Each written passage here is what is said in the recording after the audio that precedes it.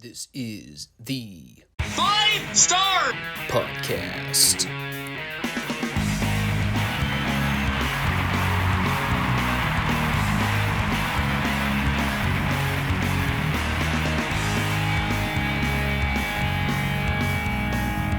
Let me talk to you.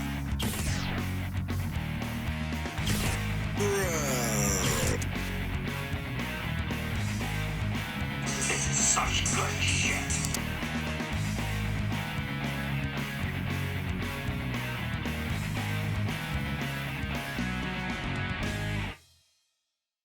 What do you guys want to talk about?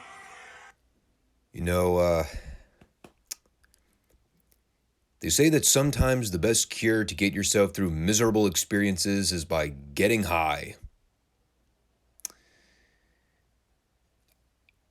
I've never dabbled with drugs, never taken any under-the-table substances in my life. But I'm telling you, man, the more I watch AEW sober, the more I'm starting to think about all the opportunities I'm missing out on by trying to watch this thing while totally intoxicated. The problem is I don't know how well my body would be able to handle certain things, so the juice may not be worth the squeeze. But man, oh man, that show is really daring me to give drugs a whirl.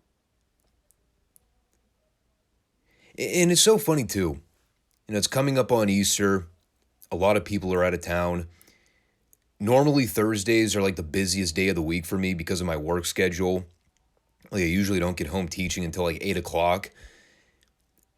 This week I had probably about 5 cancellations, giving me ample enough time to get home before dark and do a few things before sitting down to watch Dynamite before 10 o'clock. And I was like, maybe I'll actually get to bed before midnight this time.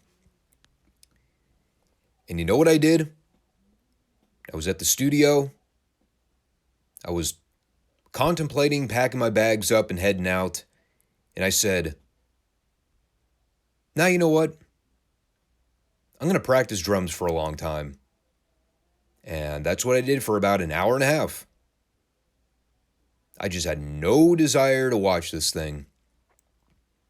It was sitting on my DVR when I walked in the room, and I just said,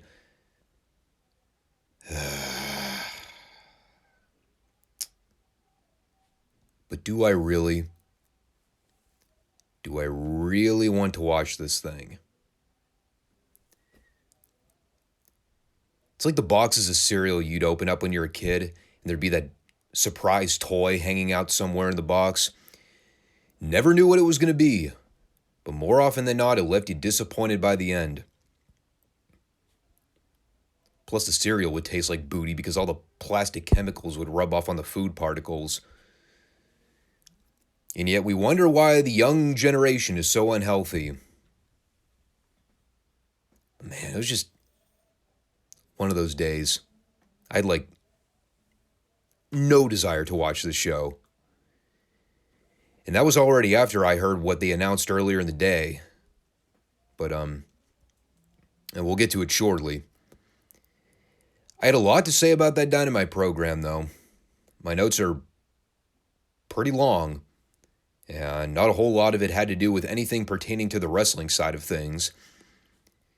But I also had a lot of stuff written down for the retro shows, too, so maybe that's why my document page is longer than normal. But what do you say we get into this one and start running everything down?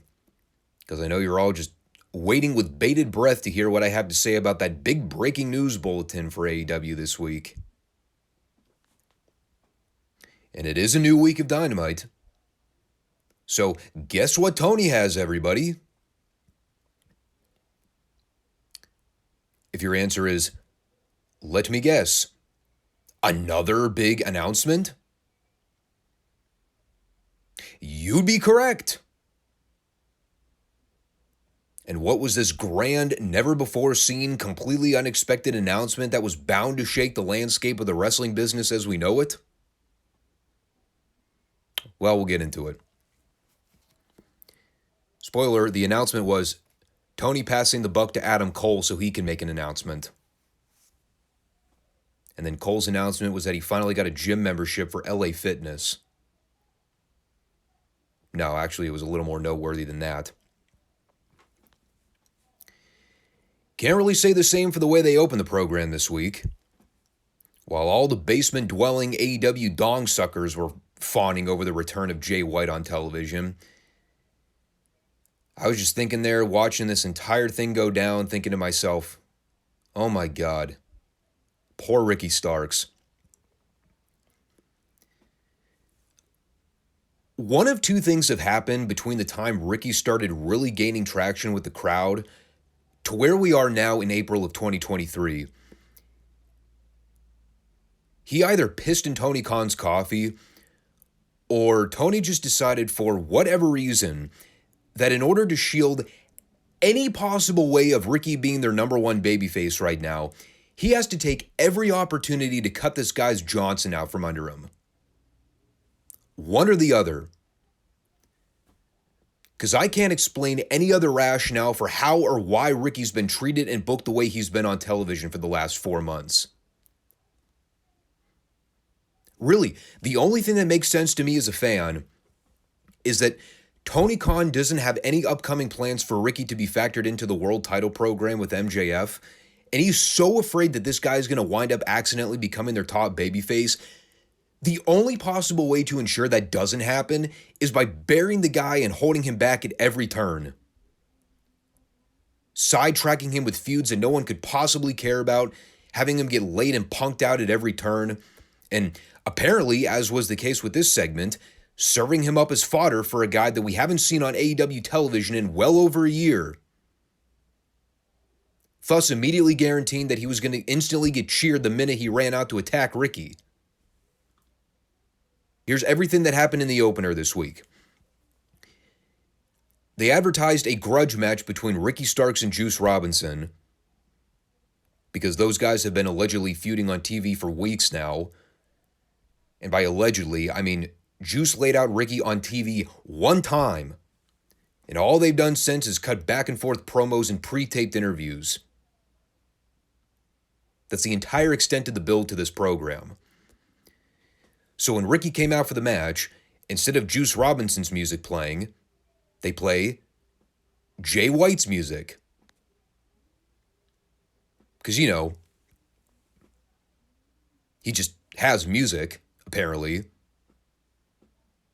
Even though they literally just signed this fucker to an AEW contract, like, yesterday.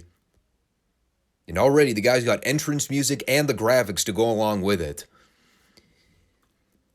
And in typical AEW Mark fashion, the announcers see Jay White coming storming down the aisleway, and they immediately know who he is. Not even bothering to play it up as a big surprise, like, oh my God, I know that guy.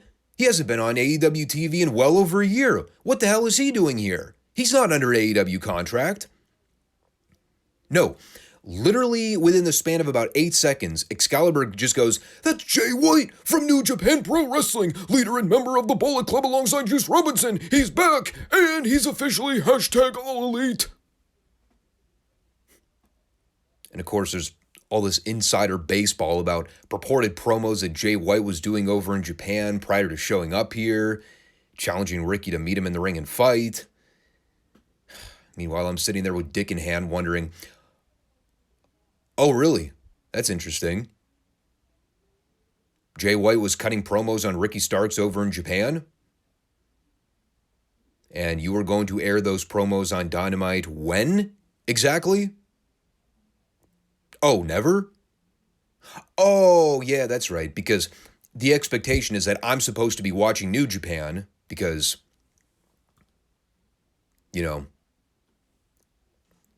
that's a thing people still do in 2023, apparently. Subjecting themselves to the lowest common denominator. So this all went approximately 3 minutes and it was over. Ricky Starks was a total afterthought. There was absolutely no mention of this for the remainder of the show. And, yeah. That was Jay White's triumphant return to AEW television. A shitty 2-minute beatdown with Juice where they both left and were never spoken of again. I'm telling you, man. It's all being done to sabotage Ricky. Because God forbid, Ricky staying over as a monster babyface might overshadow Tony's mission of trying to make Jungle Boy a thing. Or fucking Darby. Or Sammy Guevara. Nah. Got to hold down the actual 5-tool player to accommodate 3 walking jars of bland mayonnaise. The light kind of mayonnaise, not even the thick good stuff. So that was all a fucking waste of time. And then it was pretty much immediately to the back for an interview with Chris Jericho. And he's trying to come up with a concocted motivation for crashing Adam Cole's celebration last week after he beat Garcia. The real reason was that Cole's actually over right now. So Jericho needs to make sure he steals his thunder and make it all about him. But Jericho was miffed that Cole kept embarrassing Garcia afterwards or something. By the way, where was Adam Cole this week? After his return to television after 9 months of being out of action? Well, he was on the show for 15 seconds. Had absolutely nothing to do with him talking about the match last week, but, you know, who cares? So anyway, while Jericho's doing his promo, who should walk in and interrupt but Keith Lee?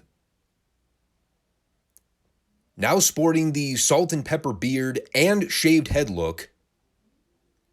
He looked 50 years older. He's been on the Federal Witness Protection Program for as long as I can remember. I can't even recall the last thing this guy did on AEW TV before he disappeared into the void. Apparently it's been decades, though, because this was Grandpa Keith coming back into the fray. Oddly enough, engaging in a stare-down with Chris Jericho, who's also seen better days. I mean, he ain't a young lion himself anymore. And, Keith basically challenged Jericho to a match in Baltimore next week. Why? I don't know. Because Keith's been sitting around collecting a paycheck doing nothing, so why not? I have no clue what the fuck happened to Swerve, but maybe he's also on the federal witness list right now. Either that or he's been wrestling dark matches on YouTube that all of 80 people are still watching. Actually, that might be Rampage viewership. YouTube shows, I think it's Tony Khan, the camera crew, and maybe a handful of mice that are hanging out in the rafters of the building that are still watching that thing. So that'll be a thing next week, I guess. And I presume Jericho goes over. So, welcome back to TV, Keith Lee. Serving you up on a silver platter to Jericho. Just the way it needs to be, right? And from that point, I got to hit the fast forward button for approximately 30 minutes. In succession, these were the next 2 matches we got. And when I saw that they put these back-to-back on the show, I'm like, oh, you've got to be fucking kidding me. Tony is just daring people to turn the channel by this point. The first match is a trios title match with all members of the Best Friends, company mascot included, versus the House of Drek. And I took one look at that and said, nope. And then they almost immediately segued into a women's title match with Jamie Hayter defending against Riho. And again, I took one look at that and said, absolutely fucking not. Somewhere in between, I think I also missed a deal where Christian Cage was back with Luchasaurus. Because, apparently they still haven't reaped the rewards of the dinosaur just yet. You know, at this point, I say fuck it. Go all the way with it. Bring Marco Stunt back. Have him just show up out of the woodwork so they can just replicate every bad fucking gimmick from 2019. Because that's basically what we had for the first half hour of this programming. Every active, awful gimmick on this roster in some way, shape, or form was involved here. Best Friends, House of Drek, Riho, Luchasaurus. The only thing missing from the equation was Sonny Kiss, Joey Janela, and Jimmy Havoc. And we would have the whole circus show in one fell swoop. It really is like Tony's trying to intentionally go back to every bad booking trope from when this company first started like 3 years ago. It's amazing. And the hits just kept on coming with this monstrosity. Finally decided to let the show play after seeing how long I could actively keep the fast forward function going. Should have kept it rolling through this Jag-Off Asshole Society promo with Matt Retard blowing out my goddamn eardrums with his obnoxious squealing. Giving himself a freaking hernia out there. Meanwhile, you got Angelo Parker's goofy hairdo and Jake Hager's purple hat standing out there like dorks. And all of this to set up what, you ask? Absolutely abhorrent comedy where they try to recruit the Acclaimed into the JAS, but the Acclaimed essentially deny the offer. Angelo Parker then says that they got them booked for a match on Rampage because he apparently has the power to book matches now. And I have no clue what was happening here. Something was booked for the Friday show. They said a 4-way, but I can't tell if that's supposed to be a tag match with the Acclaim versus Parker and Retard, or if it's an 8-man where they're teaming up to face 4 other geeks that no one could possibly care about. Meanwhile, I'm asking, who is the babyface and who is the heel here? I'm like 99% sure the Acclaimed are supposed to be babyfaces. I think the JAS are supposed to be heels, so why exactly would I care about them teaming up together? Just so evidently one can turn on the other? All of which is set to take place on the Friday show that, again, nobody watches? Who cares? All I wrote down by the end of this was, this is AEW's tag division in 2023. This is what we're left with. The bottom of the barrel dimwits of the JAS teaming up with a babyface team that's lost so much steam since they dropped the tag straps. Now, instead of Bowens and Caster being concerned about recapturing their tag belts, trying to stay moderately serious as a team, despite the scissoring comedy that the people all love, now they're just outright comedy dorks. They don't give a shit about the belts. And you know what? At this point, why would they? It's not like the belts did anything for their career anyway. Not with Mr. Booker of the Year getting in the way to fuck things up. So this too also sucked cock. You know what didn't suck cock though? Whatever in the hell this next segment was.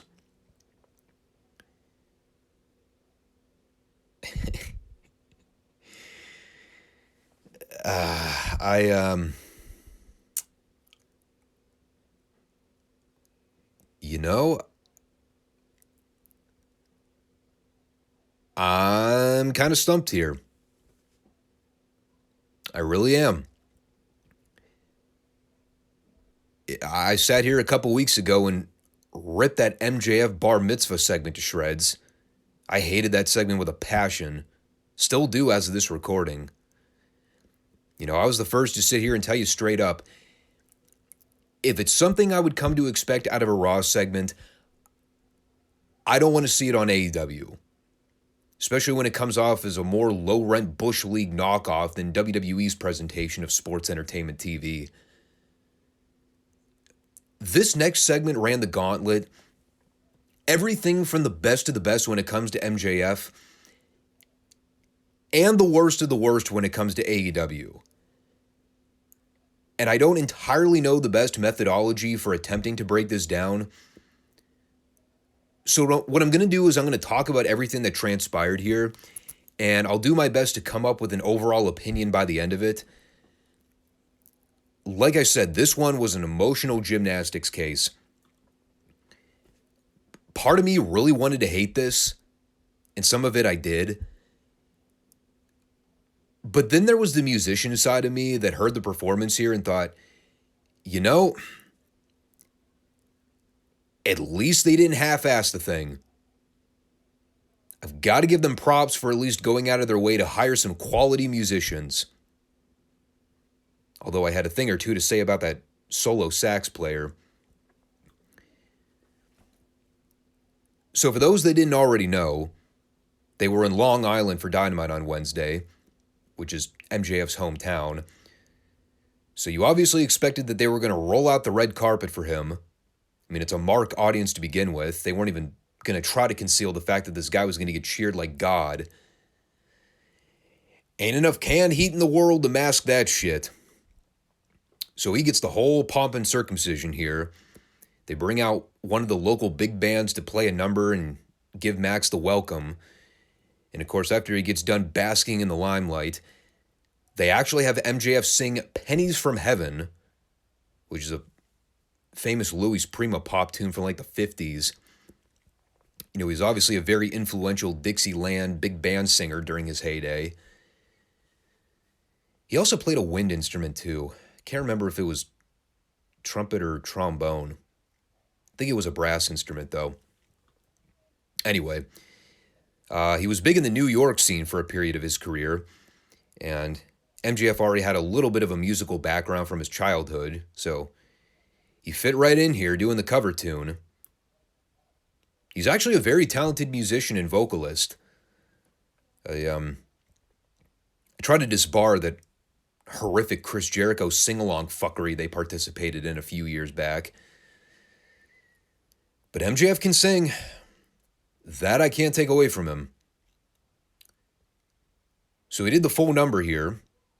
That's where we heard him try to do the back and forth interplay with a saxophone soloist. And he nearly butchered the solo 6 ways from Sunday. MJF's trying to scat sing, and the sax player's just fucking up notes left and right. And, well, again, I go back to what I said a minute ago about the if this were on Raw debate. And I think it merely boils down to the simple fact that if this took place on Raw, nobody would have been able to sing as well as MJF. So, as a musician myself, I at least appreciated that they tried to put together a moderately good band to pull this off. I mean, if the performance sucked dick, I would have pooned it till the cows came home. So after that deal, Max goes down to the ring and brings over some guy named Joseph Saladino from Oyster Bay, who we found out was the town supervisor, a title profession that I didn't even know existed. I've heard of town mayor. I've heard of town administrator. Never heard of a town supervisor. I imagine the job title is pretty much as advertised, though. He supervises the town. Whatever the fuck that means.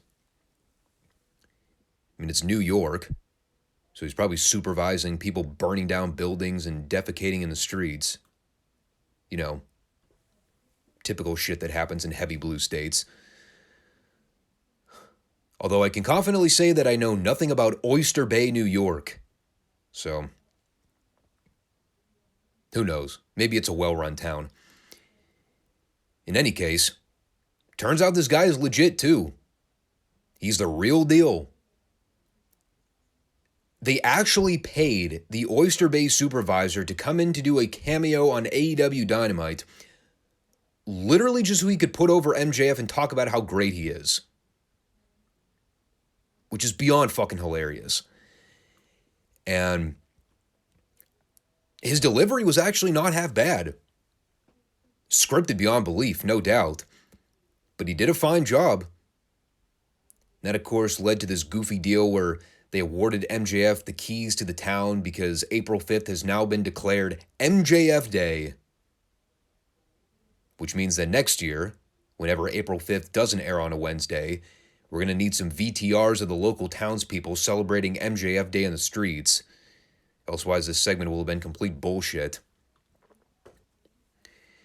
So MJF's doing the babyface promo. Crowd's just eating up everything the guy says. Somewhere along the way, he starts going off on one of his childhood diatribes about the time he was scolded in class for not paying attention, chalking it up to the fact that he has ADD, which promptly leads the venue into starting an ADD chant, which was both hysterical and mildly unsettling at the same time. Something tells me the network is going to have a thing or two to say about that. I laughed.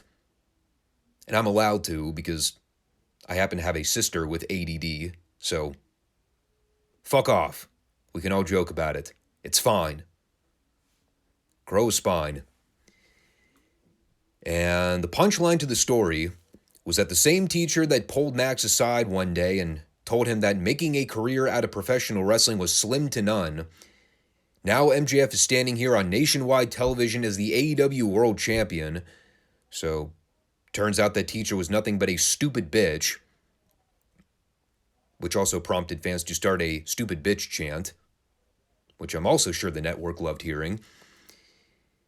And he basically rounded out everything by saying that as long as you're a Long Islander, you too can accomplish your goals and dreams, although you'll never be MJF. So he starts to leave, teases that he's going to do an encore with the big band. And this was pretty much where the segment shit the bed and just lost the plot entirely. Because when MJF gets back to the top of the ramp, we see a guy holding a pair of crash cymbals to the side of the drum set player.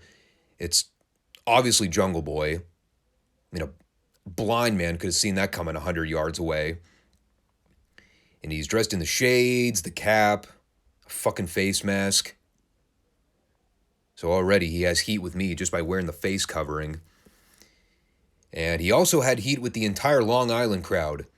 Because when Jungle Boy went on the attack and started teeing off on MJF, this crowd was pissed.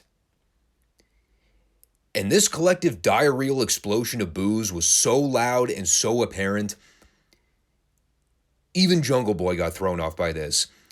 He's hovering over MJF, throwing these weak-ass looking fake punches. And at one point, you just see him stop throwing punches altogether and looking off to the side like, what the hell am I supposed to do? Because he's not turning this crowd against MJF. They did not want to see Jungle Boy get the better of him. And I'm thinking MJF might have called an audible here because he ended up turning things over on Jungle Boy and holding him down until security ran out to pull both guys apart. At which point the crowd also shat on the segment. As whose music should then hit? But Sammy Guevara? And I actually wrote that down in my notes with 2 exclamation marks and a question mark. Bold print. Sammy Guevara? Just like that. Apparently he was scheduled to wrestle next. Impeccable timing. Imagine that. And we'll talk about the match shortly, but again, let me just try to go back and come up with a general take on this whole segment, because it was pretty hit and miss.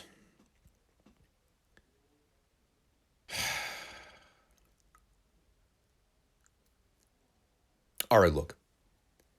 I like MJF. You like MJF. Most people out there that appreciate professional wrestling like MJF.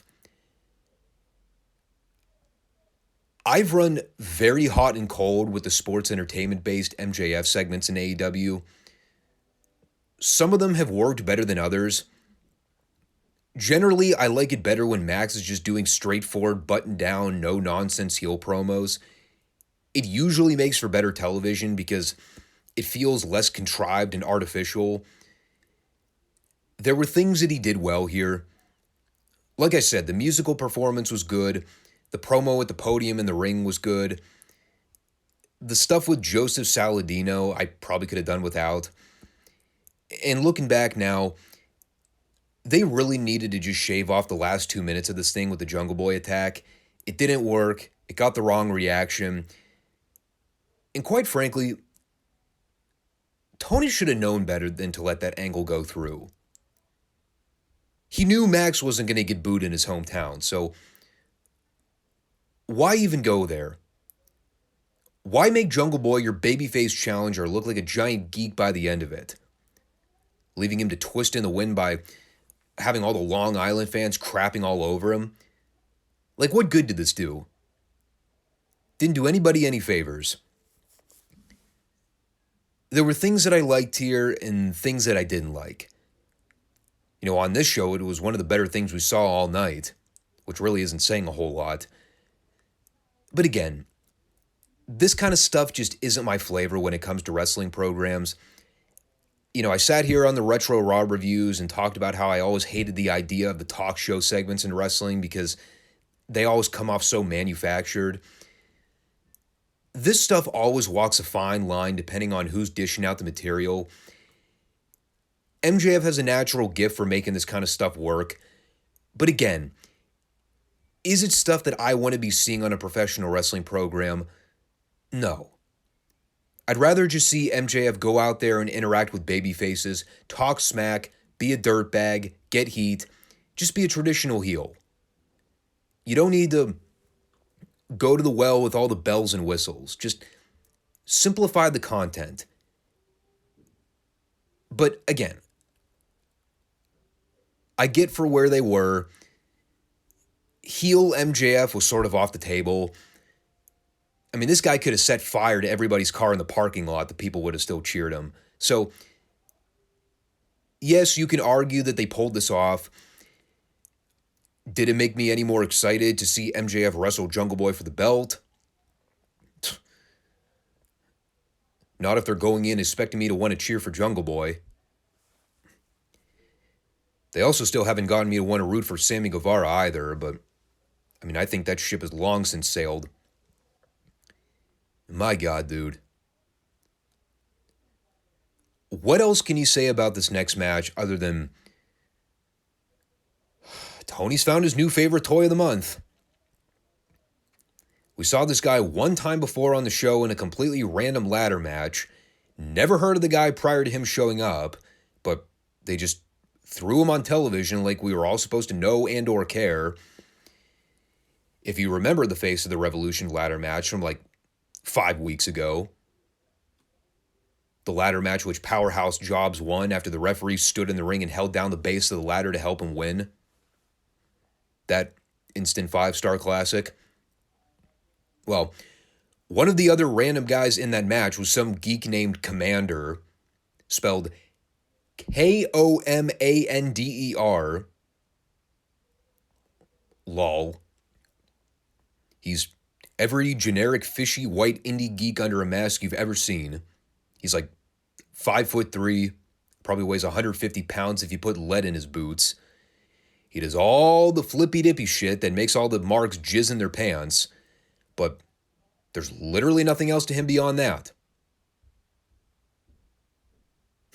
So of course Tony likes him, which means he's gonna get airtime.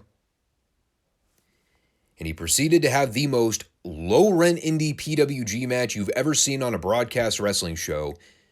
No reason this guy should have been on national cable TV, but here he was. And my God, dude. They did a million nonsensical flips and dives for no reason.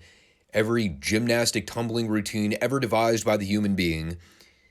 Meanwhile, they're expecting me to take Guevara seriously as a main event title contender when it's taking him 10 minutes to beat a nothing-happening indie jack-off like Commander.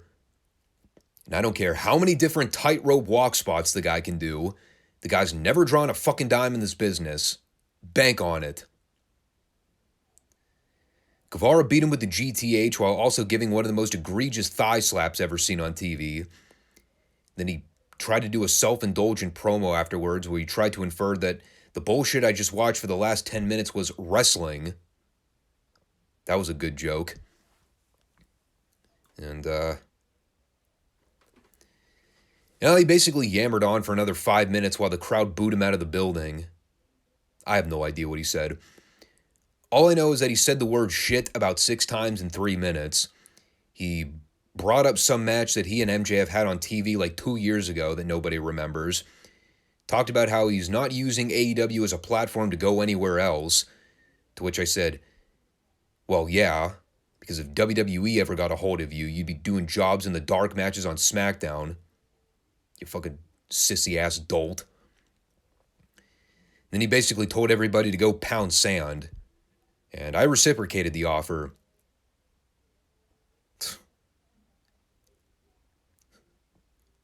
Why do people like this clown? I mean, he doesn't even have the good kind of punchable heel face. He has the, you're an annoying POS, fuck off and go back to the indie circuit kind of heat. And as much as I'm not looking forward to Jungle Boy getting the title shot with MJF, I'm really not looking forward to seeing Guevara get the title shot. And like, how's that even going to work? Who the fuck is the crowd supposed to cheer for in that case? I mean, I guess MJF is the de facto babyface because, I mean, good lord, do you think the people are going to support Sammy Guevara? Do you listen to the reaction that guy gets? It ain't pretty. And then following that, we had Hook beating Ethan Page in a completely random FTW title match. And I like Hook. I don't have any beef with Ethan Page. He's fine. But I am so over this firm stuff by this point. Even the mere mention of that group on TV when the commentators bring it up, it just makes me immediately not care. I just want to skip over their content entirely. You know, Matt Hardy and Ethan Page are friends one week, then they're not friends the next week, and then they're back to being friends again. And then somehow out of the blue, I'm supposed to care when Hardy clocks Ethan Page with the FTW belt and helps Hook win. Well, I don't. I don't care. And I don't think 99% of any rational person watching this show cares either. But then came time for the big announcement. They were milking this thing from the start of the show, probably hoping people would be suckers enough to sit through all the other dreck we were dealt throughout the night just to get to this point. And I guess we'll start with the first little tidbit here. Not sure if this was exactly news if you've been watching the Ring of Honor content, but Nigel McGuinness was apparently signed to an official AEW contract earlier that day. So, whatever role he's going to have, whether it's on AEW TV or ROH TV, I mean, he's going to be around now. And I like Nigel. You know, I was a fan of his going back to the glory days of Ring of Honor from like the mid to late 2000s. In an ideal world where someone smart was in Tony's ear, Nigel would be the first guy I'd put to replace Excalibur as play-by-play guy on commentary. And I know the accent is always going to be a suspect move if you're trying to find the voice to represent your company on the commentary team. But my God, dude, anyone at this point is better than Excalibur.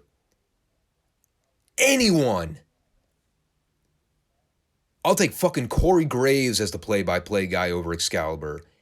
Anybody is better suited for the job than that idiot. A deaf guy is more suited for the job than that fucking weasel. But we're not going to get it. So,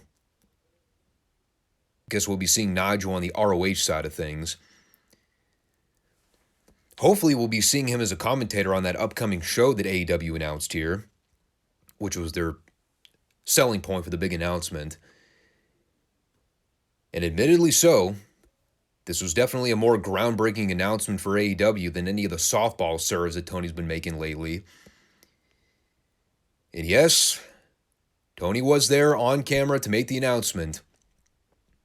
And we had the classic deer in the headlights Tony look to go with it. Petrified.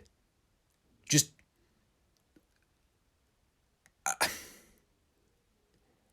I can't even describe the expression on Tony's face. He's just... I mean, the guy shouldn't be on camera. We've talked about that a million times over. I mean, I still remember that one promo he cut on Dynamite in the middle of the ring where he just looked like he was about to shit his pants. But he's desperately trying to make sure he doesn't stumble over himself here, blatantly reading off a teleprompter, which, it's probably better keeping him in backstage roles than it is giving him a live mic. Because my God, dude, you put that guy out there without any teleprompter, Lord knows what the guy's going to say or what he's not going to say. But anyway, his announcement was that on August 27th of this year, AEW will be hosting All In. Except for this time, it's going to be an AEW-sponsored event instead of just the standard All In show that the Beta Bucks, Omega, and Cody ran 4 years ago.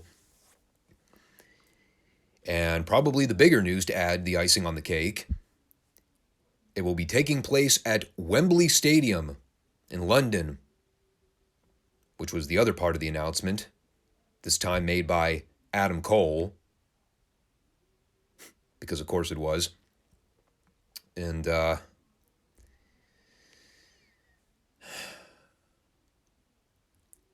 there's a lot I can say about this. It's, depending on whose perspective you get, you're going to get all kinds of mixed bag takes. I, for one, am actually kind of intrigued with this in the sense that it really would not shock me to see AEW do really well with ticket sales for that show. Will they sell out the venue? I don't know about all that. But I know there are a lot of doom and gloomers out there watching AEW right now that are just frothing at the mouth to see that show tank. Should they only manage to sell like 40 to 50,000 tickets, which for AEW would be a pretty big deal if you think about it. Yes, the seating capacity for Wembley is like somewhere in the ballpark of like 80 to 90,000 seats. Even if they sold, let's say, minimum 40,000 tickets, they'd be tripling the ticket sales they did for their inaugural All In show back in 2018. Because that show did roughly what? Was it 12,000 at the gate? And we all thought they weren't going to be able to reach a sellout capacity for a major sports venue. Certainly not the Sears Center. I think that's where that show took place. And I know people are going to hate hearing this, but I'm going to stand by this opinion until we see how things shape up for the card. But if they're looking to entice people or hook people into wanting to come to see that show live, they need some names. And I'm not talking about all the indie darlings that all the basement dwellers fetishize over. I'm talking actual big names with star power. They need Punk back for that show. Whatever hatchet needs to be buried in order to accommodate that business, make it happen. You book Punk versus Omega, or even a six-man with Punk and FTR versus Omega and the Bucks, you can guarantee those tickets are going to sell like candy. That one match alone would be enough to sucker people in. It's the match people have been craving to see since the Brawl Out scrum last year. Granted, you're going to have to announce that pretty far in advance. And of course, it'll never happen because politics are going to overshadow everything when it comes to the logistics of who wants to put the other guy over, because that's how stupid this profession is sometimes.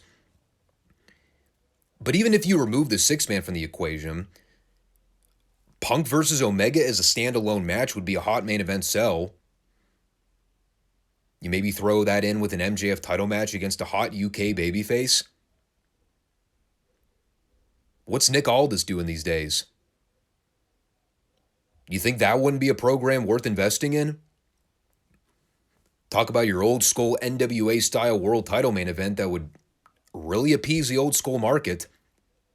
Can you imagine the back and forth promos those guys could do together? People like myself that are really clamoring for that style of wrestling to be done the correct way on a big stage. Not in Billy Corgan's made-up universe of whatever the fuck he's trying to do with the NWA product on YouTube right now. With his social distance matches and fucking Gags the Gimp. But, I could see a double main event situation where You could do Omega and Punk as your top-selling grudge match with no titles at stake. Then maybe you do Aldis and MJF as your top world title match. Maybe you throw FTR and the Bucks in there. Just saying. Now, of course, you're going to get into the debate over what should main event over the other. And I mean, that's a tough nut to crack because idealistically, both of those matches should main event. And I'm not trying to get into the logistics of fantasy booking, but what I'm mainly getting at is that if this is going to be a pay-per-view and not just a live event or a house show sponsored event that won't be broadcast to the public outside the UK market, those are your high-stakes main selling points. MJF in a world title match against whoever. All this was just a name that I threw out there because I would actually like to see that match. But Punk and Omega, that's something you could work out. And whatever you decide to book elsewhere on the card is just sort of placeholder material in comparison to those two matches. It's an interesting topic, and I have a lot of thoughts formulating right now about it. I don't think addressing all of it here is something I want to spend time doing because, I could go for another 45 minutes about this if I really wanted to. What I'm looking to see is how everything unfolds over the next few months because, like I said, the card is going to be the tipping point for a lot of people. There will be the UK fans that buy a ticket just because of the fact that it's AEW running Wembley Stadium. Like, those are sort of built-in ticket sales. But for any stragglers or on-the-fence customers that are looking for more than just the name brand of the company to decide if they want to spend money buying a ticket to see the thing live, the card has to be attention-grabbing. You can't just throw together a bunch of indie dream matches and expect a guarantee sellout. Yes, the people that want to see that show are going to see it regardless, but for the ones that need something worthwhile to tune into, CM Punk making his return wouldn't be a bad investment. I know it's going to force some EVPs and higher-ups in the company to bite the bullet and take it on the chin, but business is business, man. We all have working relationships with people that we probably would not want to be in the same room with, but them's the breaks. And if this is something AEW wants to try to make an annual thing instead of a one-off event, they're going to need that first show to be a monumental success. They're going to need to throw out all the sobs they can. I'd say probably more so than All In. And I'm not talking about this All In. I'm talking about the original All In they did several years ago. So this summer in particular is going to be incredibly important for AEW. They need to get their ducks in a row and start making that show their main priority. Double or Nothing, whatever the pay-per-view that's happening in May. Do whatever you need to do to trudge through that show and spend the rest of the summer cranking up the buzz for the top shelf feuds. And it starts from the top down. Punk should be your first priority to get on board for that show. Then MJF, then whatever needs to fill the gaps underneath. And again, there will be plenty more to cover with this in the coming weeks. So, I'm going to revisit this topic. I'm not just going to leave it high and dry because the way that this develops is going to be very, very interesting. But we'll just leave it at that. For now, I'm going to sort of rattle off a few more things about this show before we get to the main event. The BCC had another fun-for-all fuck-off session by beating up 3 jobbers. That went like a minute and was just wretched beyond belief. At least Claudio didn't trip over anybody this time. And then Bryan Danielson did a heel promo afterwards, basically calling out the fact that the BCC are the only real professional wrestlers in this sport, which I had a good laugh at. Him trying to group Jon Moxley and professional wrestling in the same stratosphere, much less sentence. That was comedy. And of course, that evidently brought out Hangman Page so he could get his ass kicked. Because he's a stupid fucking babyface. And while the BCC are beating him into powder, Danielson pulls out a screwdriver and starts jamming it into Page's eyeball. And this was apparently such a grotesque and devastating heat angle that the announcers pretty much chalked the conversation up to, someone ought to go in there and check on Adam Page before we get to our main event, because there's plenty more of action to come. Meanwhile, I'm just sitting there thinking, remember when Danielson was a sympathetic babyface on the show like 3 or 4 weeks ago? All of a sudden, he's just one of their top heels again for literally no reason. Just comes back to reform the BCC and be evil again because he felt like it. And it's like I said last week when he swerved everybody. Even by association. Anything Danielson's involved with in this BCC garbage, it's going to be just that. Straight garbage. I don't care how good the promos are. The surrounding bodies are a key factor in the story too. And I just have no interest in watching the BCC feud with the Elite. Not at all. I could maybe, possibly buy the idea of a Danielson-Omega match. Because they had that Iron Man match, a little over a year ago, and that was a damn good match. I don't think they ever revisited that program again.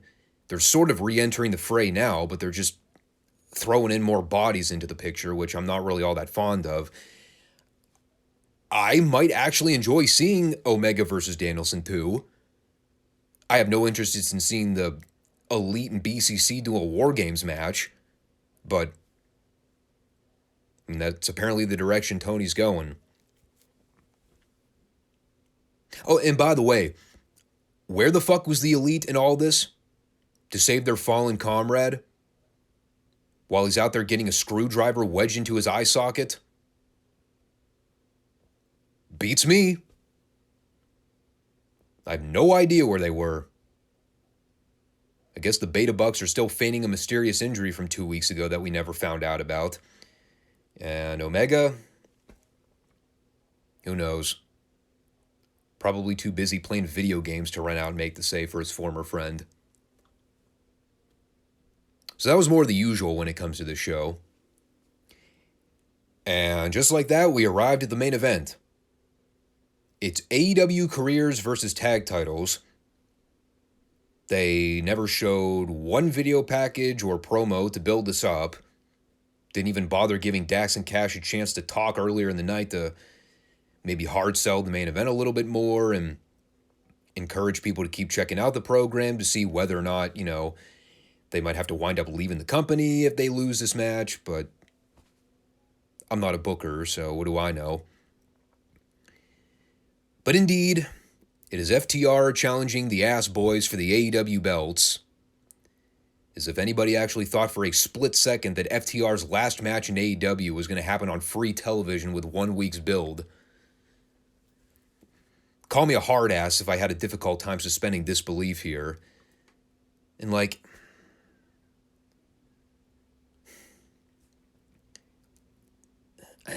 I'll talk about the match more in detail in a second, but all throughout the week, when they announced this on last week's show in that little card teaser, I just kept thinking to myself, what am I watching here? Is this really what AEW is trying to sell me on? Is the best feud they can do when it comes to their tag division?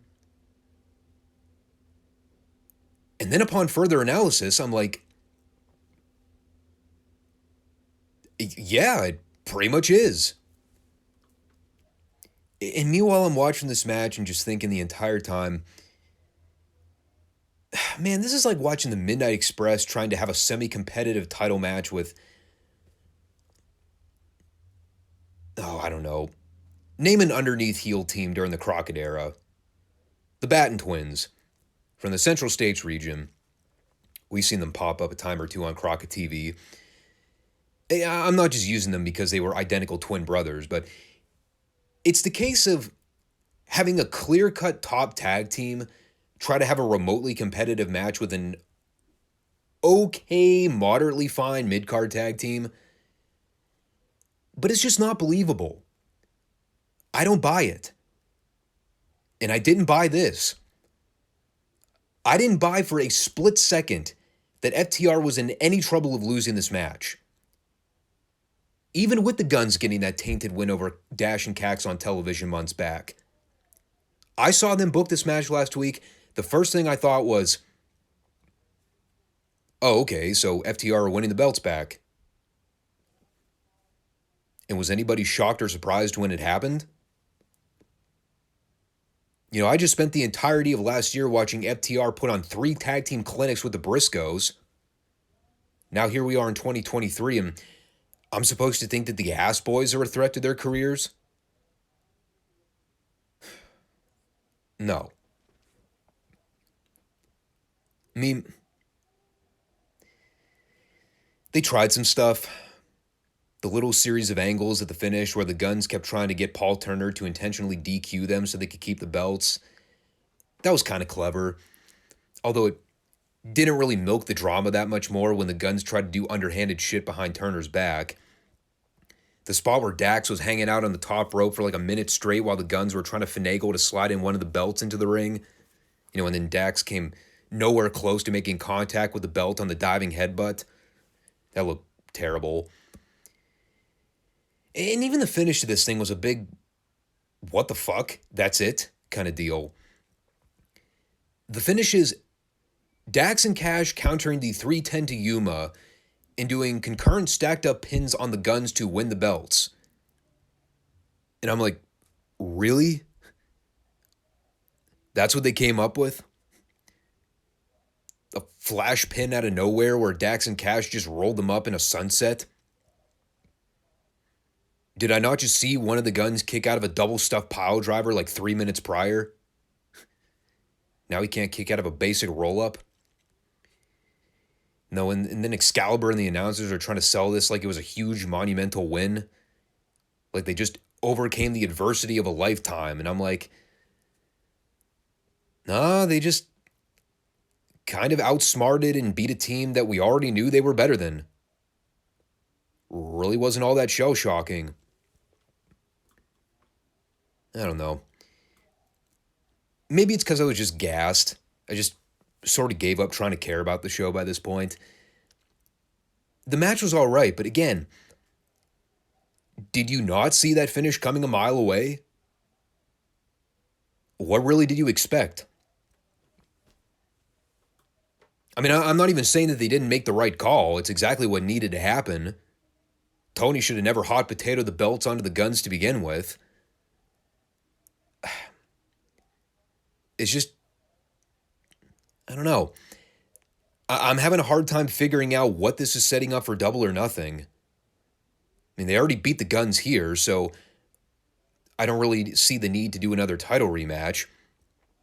The Acclaimed are still technically owed a title match, but they're still baby faces, so doing face versus face with FTR really doesn't seem to be all that productive. I mean, that basically leaves them with 0 tag teams and dick in hand with like a month and a half before the pay-per-view. And that's kind of the main problem that I'm seeing here. Okay, so FTR have the belts, but who do they feud with? I think the most logical conclusion is to eventually do them and the Beta Bucks in round 3 for the belts. But, you know, the Elite's currently occupied with the BCC nonsense, so that probably won't pan out for Double or Nothing. What do you do with Dax and Cash in the meantime? And there really aren't a whole lot of options on the table right now. I mean, I guess you can always formulate some makeshift teams to keep them busy. If you remove the antics from Sanjay and the Kali bootleg, there is the potential to do FTR versus Jarrett and Lethal. It's not something I'm really clamoring to see, but it's an option. But other than that, I really don't know. You've got one, arguably 2 top programs you can utilize right now that basically leaves FTR with scraps to fill the void. And that's a real problem if these guys are going to be sticking around long term and sign new contracts.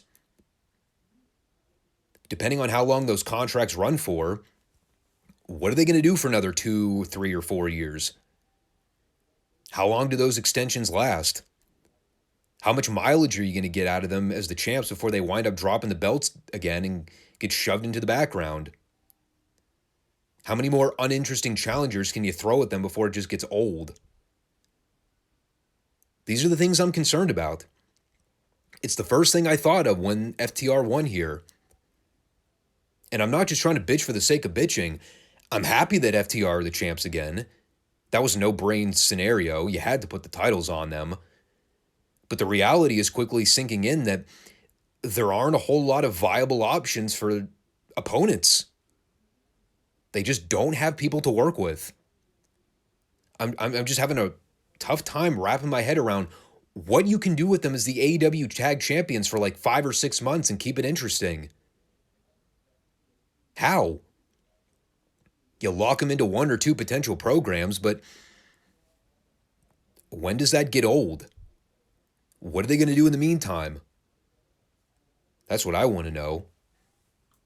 I'd love to see more singles matches with Dax and Cash on TV, but again, if they're going to be the tag champions, you kind of need to factor them into the tag title picture. It's just, again, what do you have to work with? Not a lot. So that was Dynamite. Did you know there's a Battle of the Belts show this weekend? How about that? I have no idea what the hell this show did to hype any of those matches. I also have no clue who the fuck Drillistico is. But apparently he's wrestling the company mascot. Because Tony just can't get enough of that idiot. Scanning over the card too. I also like this. Powerhouse Hobbs, the current reigning TNT champion. He's on the card. You would think that he was being scheduled to defend his belt against somebody. Instead, he's wrestling for a completely different set of belts, the Ring of Honor Tag Team Championships, with his partner QT Marshall, the epitome of go home, get the fuck off my TV heat. That guy. And the champions, no idea when this happened, but they're now the Lucha Brothers. The Lucha Brothers. Because, you know, they have very close ties to the Ring of Honor product going back in the time machine. So yeah, why not? Just let's put the belts on them. Because they're a good representation for the model of what Ring of Honor wrestling was supposed to be. Just more generic flippy dudes that have no personality and couldn't draw money in this business with green crayon and paper. What a mess. Just a mess of a show.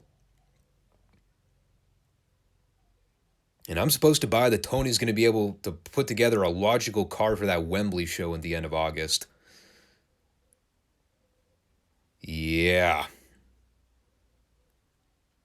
Not optimistic.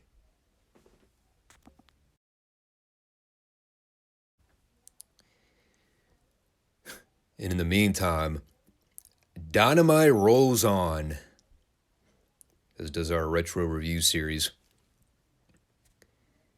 It doesn't have the same tone as Raw rolls on. Dynamite has too many syllables. As does Crockett Promotions. But you know what Crockett doesn't have too much of? Good memorable moments. Up to and including seeing the Mulkey brothers actually win a TV match. By far what ended up being the highlight of last week's show, where the Mulkey brothers scored an upset win over the debuting Gladiators. And we were reminded of this in the opening VTR. And while the visual of seeing the Mulkeys win was hilarious, I more so got a kick out of David's reaction And we talked last week how he basically reacted like he was just shy of having an orgasm, hearing him scream, "Tony! Tony!" over and over again to the top of his lungs. Just as great the second time around. So with that being our lead into the show, we had Tony and David at the booth reminding us of the Crockett Cup tournament, which is coming up, well, as of that current time, Friday in Baltimore. Night one begins with all 24 teams in the prelim matches. And in addition to the Crockett Cup, we also have Jim Crockett here to make an announcement pertaining to some of the story follow-up regarding Nikita Koloff and Dick Murdoch. Now, last week, we saw an incident take place where Murdoch proceeded to give Nikita a brainbuster on the concrete, which basically confined Nikita to a neck brace following the incident. And while Nikita still plans on wrestling in the tournament, it's clear that he is going to go into that match at way less than 100%. And Jim Crockett, a.k.a. The Law, here to lay down the hammer of justice on Mr. Murdoch for his heinous actions. He says that Pietrov and Ivan will be one of the teams in the tournament. However, Dick Murdoch is suspended for 30 days, which means that he will no longer be wrestling in the tournament. And in addition, he has also been stripped of his half of the U.S. tag titles, which essentially means that Pietrov is default one half of the champions now with Ivan, which is a crime against humanity. But we heard that there were going to be some ramifications for Captain Redneck. Turns out that this was the big news. So that was a good way to start the program. A little bit of story wrap-up from Leftover Details. And I actually wrote this down as a joking comment. But the more I think about it, the more I'm thinking, maybe this isn't such a joking matter. But isn't it nice when authority figures actually act like bosses and punish wrestlers for unprofessional actions? I miss the days when wrestlers actually had to adhere to rules and everything wasn't just a free-for-all every week on TV. Meanwhile, on Dynamite, we got dudes lighting each other on fire and Pillmanizing people's legs every week. No one ever gets punished for anything. They always get pats on the back. They get off scot-free with pretty much anything just short of murder. In any case, before we cut back to the ring for our opening match, Ivan Koloff and Vladimir Pietrov stormed out to the podium here to pitch a fit about the Crockett announcement. You know, Ivan going off on how this is the land of freedom and opportunity. Meanwhile, Crockett is depriving Koloff and Pietrov of making a living. And of course, Tony ends up cutting them off mid-promo so they can pitch to the ring for the match. But I'm sure we'll be hearing more about this miscarriage of justice at a later date from the Russians. Going to the ring, though, we had Ron and Jimmy Garvin versus Larry Clark and Mike Force. And while the match was kind of your typical Garvin Brothers beatdown, the main takeaway from the segment was Ric Flair coming out to the podium to scout the match, also to do a heat promo on Jimmy Garvin. Last week, if you recall, they hyped up a few house show matches with Garvin and Flair in the Atlanta region ahead of the Crockett Cup. So Flair was out there to promote those upcoming matches. Also to try and catcall Precious, which was oddly humorous. And it is funny when you look at this particular segment. You got Rick hyping up title programs with Jim Garvin. And meanwhile, about probably 6 or so months out from this point, who is the one guy in this segment that Flair ends up eventually dropping the strap to? Oddly enough, the other Garvin brother, Ronnie. I thought that was worth mentioning. And aside from Flair pointing out Precious's bodacious tatas and talking about how he's the 60-minute man because he has everything the ladies could ask for, there really wasn't much else to say about this. Ron Garvin kept pounding the shit out of the jobbers until he tagged in Jimmy at the end so he could get the win with a brainbuster. Oh, and Ric Flair was trying to get into Precious's pants, but I think we already mentioned that. At which point we cut over to the podium for a rock and roll promo, just there to do some last-minute hype for the Crockett Cup. The only thing I took away from it was Ricky Morton's floral denim jacket. The only time I have ever seen a floral denim jacket for men was when I think I saw it on the cover of a GQ magazine. And I'm like 99% sure the guy was gay. Only Ricky Morton, man. Only Ricky Morton can pull off that look. So coming back, we had some tape footage of Dick Murdoch responding to the suspension Jim Crockett laid down earlier on. And I think in this one promo, I counted about 87 consecutive voice cracks in the span of about a minute. But here's basically what Captain Redneck said. He told Jim Crockett that his lawyers are on the job right now to see it fit that he gets back in action within 2 weeks.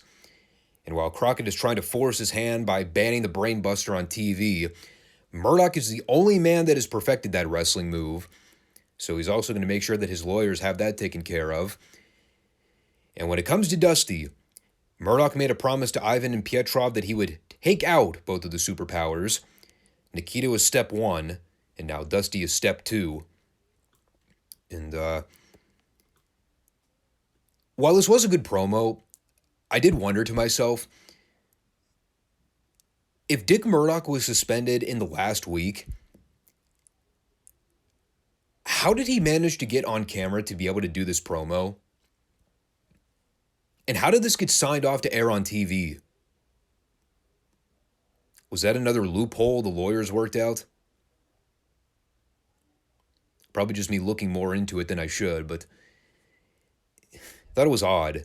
It's like, yeah, you're suspended, but we'll go ahead and air your dirty laundry on TV and listen to you threaten the boss and Dusty Rhodes.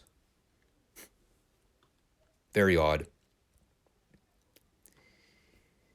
Then we went back to the ring for the Ragin' Bull and Manny Fernandez versus Cougar J and Dexter West Cox.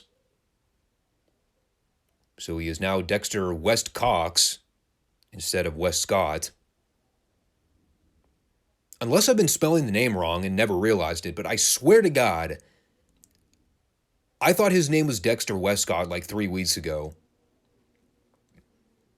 I mean, there is a running theme on a lot of these Crockett shows where the job guys will just randomly change their names. But, well, to be fair, we've also seen instances where the name graphics are completely misspelled too. So, maybe somebody just fucked up. Anyway, here's basically what happened. They rang the bell, and right as soon as I finished typing up the names for the match, the bell rang again. And I just hear Tony Schiavone nonchalantly go, Bull and Rude picking up a very quick victory there. And then it's immediately to the booth for a Paul Jones interview. I have no idea what the fuck happened. I have no idea who got the pinfall, who the legal guy was, or pretty much anything that went down in this segment. And they never showed a replay. This actually might have been shorter than every Magnum TA squash put together. And as for Paul Jones, he basically established that his men are ready, willing, and able to run the gauntlet in the Crockett Cup.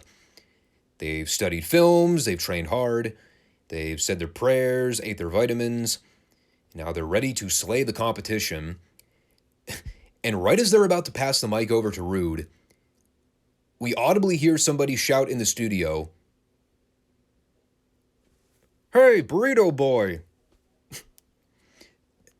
To which they then zoom the camera out to show Bull's reaction. He's just standing there laughing. Probably for a shoot. And Rude and Bull just took a few seconds to run down the list of names they're going to barrel through in the tournament. I literally got nothing else out of it. I kind of spaced out.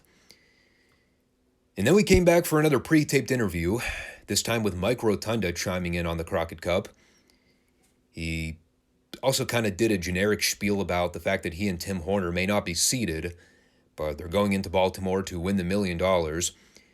They may be the underdogs, but just like Rotunda's amateur wrestling days when he fought from the bottom of the ranks and worked his way up to the finals of the Eastern Championship Conference, Horner and Rotunda can do the same in Baltimore. And when this was over, I just thought to myself, boy, turning Mike Rotunda heel was a very good move. I like Rotunda, and I'll end up liking him a whole lot more when we get to the Varsity Club stuff later on, but man, this early 87 generic white meat babyface stuff he was doing, death TV.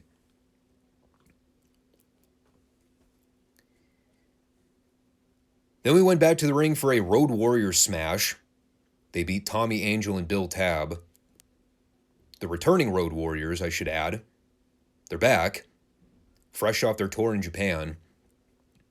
They pretty much came in right where they left off before, going in there, plowing through job guys in short order and doing the fiery promos after the fact. And, albeit I did not write a whole lot down about Hawk and Animal's promo, I did jot down how Hawk spent the first 30 seconds talking about how he and Animal are the new international tag team champions, which are belts that they just won overseas. And of course, they go to throw the graphic up on screen for their names. Underneath it reads, World Six-Man Tag Team Champion. They're still running with that. How many times have we done these Crockett reviews and I constantly come on here and say, I completely forgot that these six-man tag team championships were a thing? Did anybody else forget that Hawk, Animal, and Dusty were the current six-man champions? Hawk was pretty great here, though. He's talking about how there are a lot of guys that are flapping their gums about how they can bench press. And as Hawk starts going off about how the boys can flap their yaps all they want, but when Hawk and Animal run in and sucker punch him in the jaw, they're going to be laying on the ground convulsing, wondering what the hell they got themselves into. Meanwhile, Hawk, the crazy motherfucker that he was, he takes a flat back bump on the concrete floor in order to demonstrate this. It wasn't enough that he had to speak the promo, but he had to demonstrate it in full. And David Crockett, completely no-selling Hawk being a loon bat, just casually hanging over the guy, holding the microphone over to his mouth. Hawk, dude. He's nuts. Fucking nuts. And, basically the Legion of Doom vowed they were going to beat up all the dweebs. I also noted, this is kind of funny, Animal gets on the mic and he goes, Paul, what's this bullshit about us being the number 3 seed? And after Ellering just calmly goes, it is what it is, Animal. Animal, without missing a beat, turns back to the camera and goes, well, the fact is, we don't care, because we're going to beat up everybody anyway. Meanwhile, I ask, so why are you screaming about it being bullshit that you're ranked the number 3 seed? That was mildly amusing. But man, I forgot how much I miss these Legion of Doom promos. They're always wacky, but they're never not entertaining. Same goes with Jim Cornette's promo material.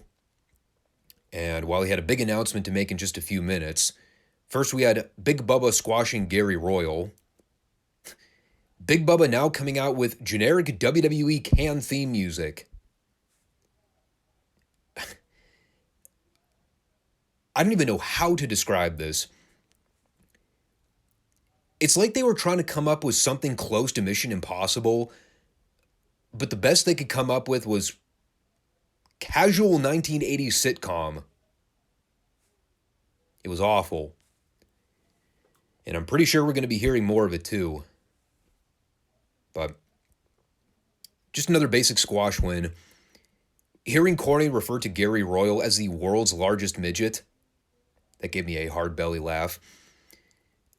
Mostly because I didn't really pick up on the fact until they showed Gary Royal on camera, and I was like, yeah, now that they mention it, he is a very short, plump man. But Bubba won with the sidewalk slam. That was all well and good. And then came Corny's big announcement. And,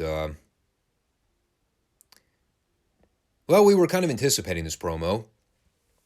Just to sort of lay out a bit of the backstory before we get into it. A little bit of insider baseball terminology here. We've obviously seen that in the last few weeks that Dennis Condrey has been absent from TV. Moreover, he's basically gone AWOL. He has not been on the show, and they've also methodically kept his name out of the conversation entirely. The story's been pretty well documented that Dennis basically picked up his bags and left without a notice around this period. You know, personal issues got in the way, and he basically left everyone out to dry.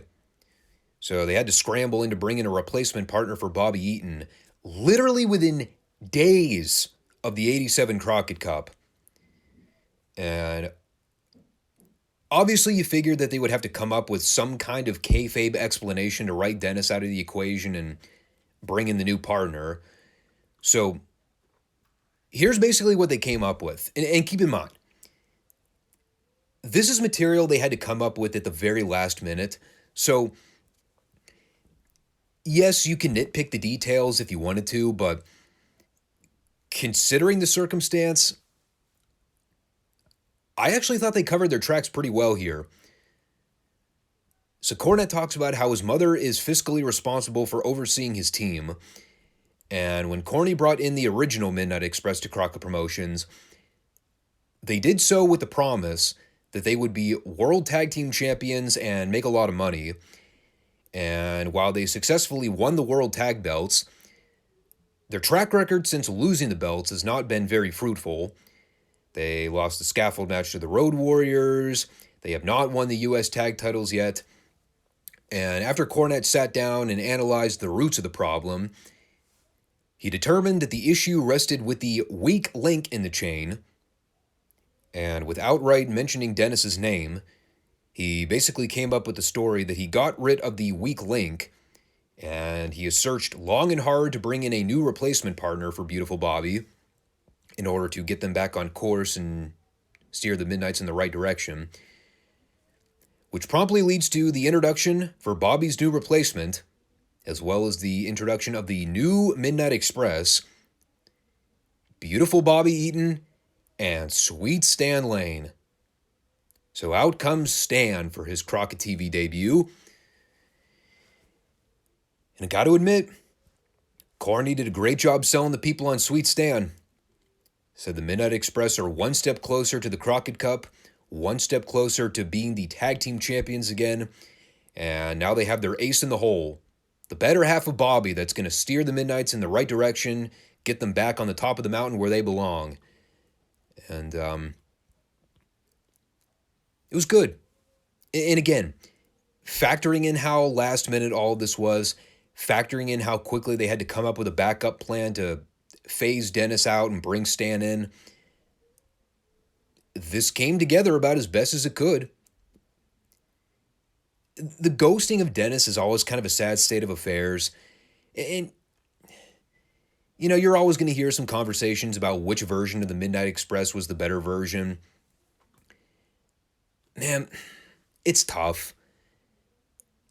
I'm still a big Mid-South fan, so naturally, you're probably going to hear me talk more about Dennis and Bobby's success as a tag team with their run with Watts' territory. The stuff in 86 with Crockett, where Bobby and Dennis were some of the biggest highlights of those shows, it's hard, because even though Stan and Bobby were great, you know what they say, it's really hard to supersede the original. While Stan and Bobby had a lot of success as a tag team throughout their career, deep down, I think I'm always going to be a Dennis and Bobby fan through and through. So it'll take a little bit of getting used to, but don't get me wrong. I love Sweet Stan's work with the Midnights. And, while their latter run in WCW left a lot to be desired, after spending the last year or so of their run getting jerked around by Jim Herd and the rest of the promotion, they had a great run.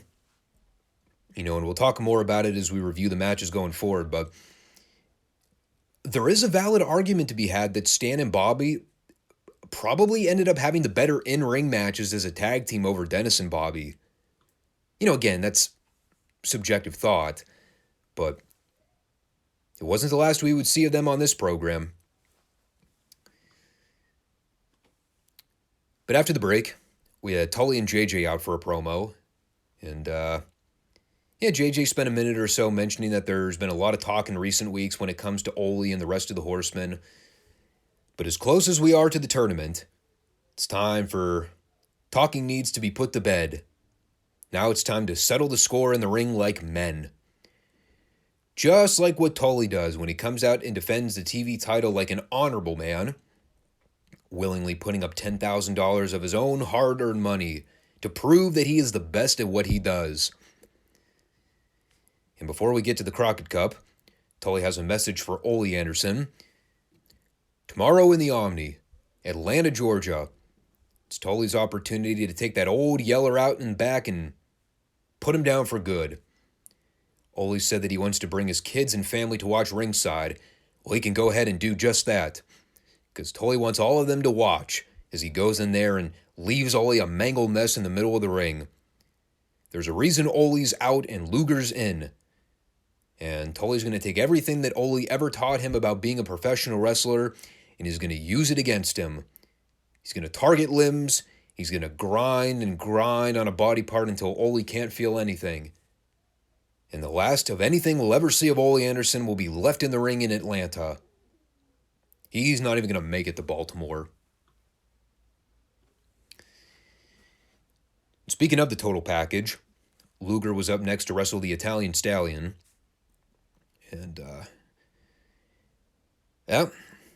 give him credit where it's due.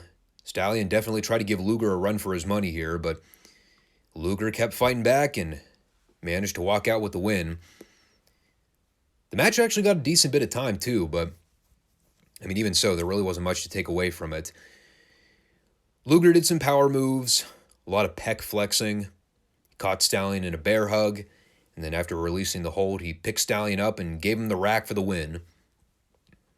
Definitely one of those matches where you could tell they wanted to give Luger a little bit more time to showcase his offensive moveset. But, again, as we'd come to find out, when it came to Luger's matches, the only thing that people really cared about was the torture rack.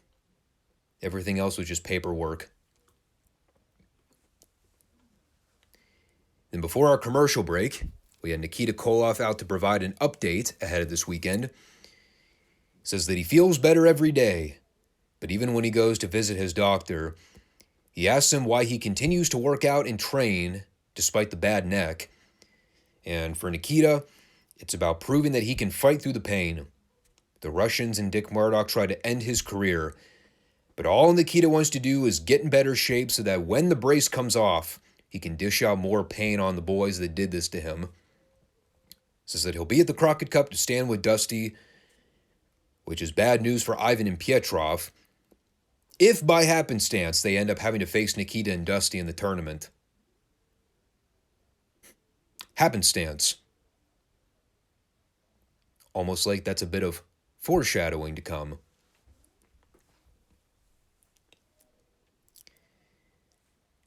And then coming back from break, we had Biker Baron. It's Baron Von Raschke in a leather jacket. A look that I don't think I ever thought I would see the Baron dressed in. But here he was.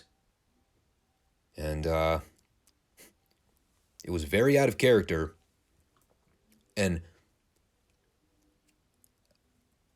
I'm not making this up. God is my witness. this was the thing that happened. Baron proceeded to do a 3-minute long tirade attempting to compare professional wrestling to, of all things, oil drilling. And I'm like, oh boy. I've got to hear this intriguing story. Please enlighten me, Mr. Von Raschke. Please inform me as to the ways that professional wrestling is like drilling for oil. And after basically giving me a lesson on the mechanics of working the oil rigs and simultaneously putting the entire studio into a coma by boring the brakes off of them,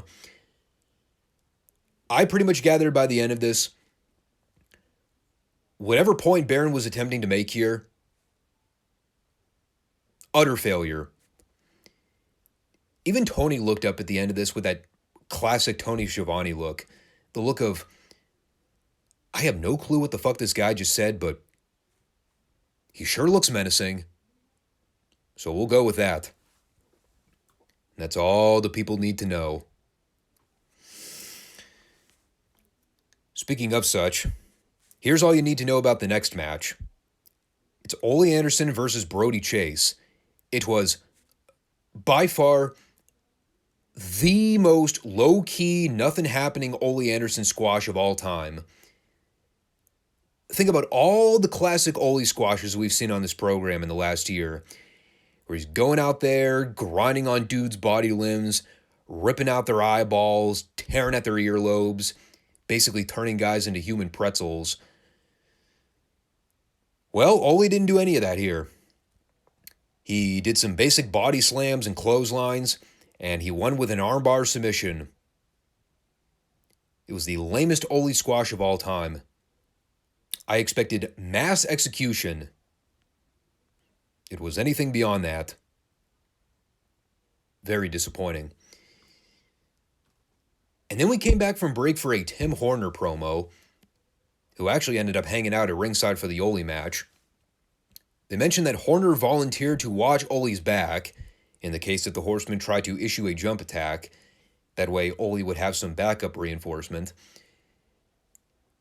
And I did think it was kind of funny how, of all people on the roster for Ole to go up to and ask, hey man, would you mind having my back for a little bit? Of all people, he chose Tim Horner.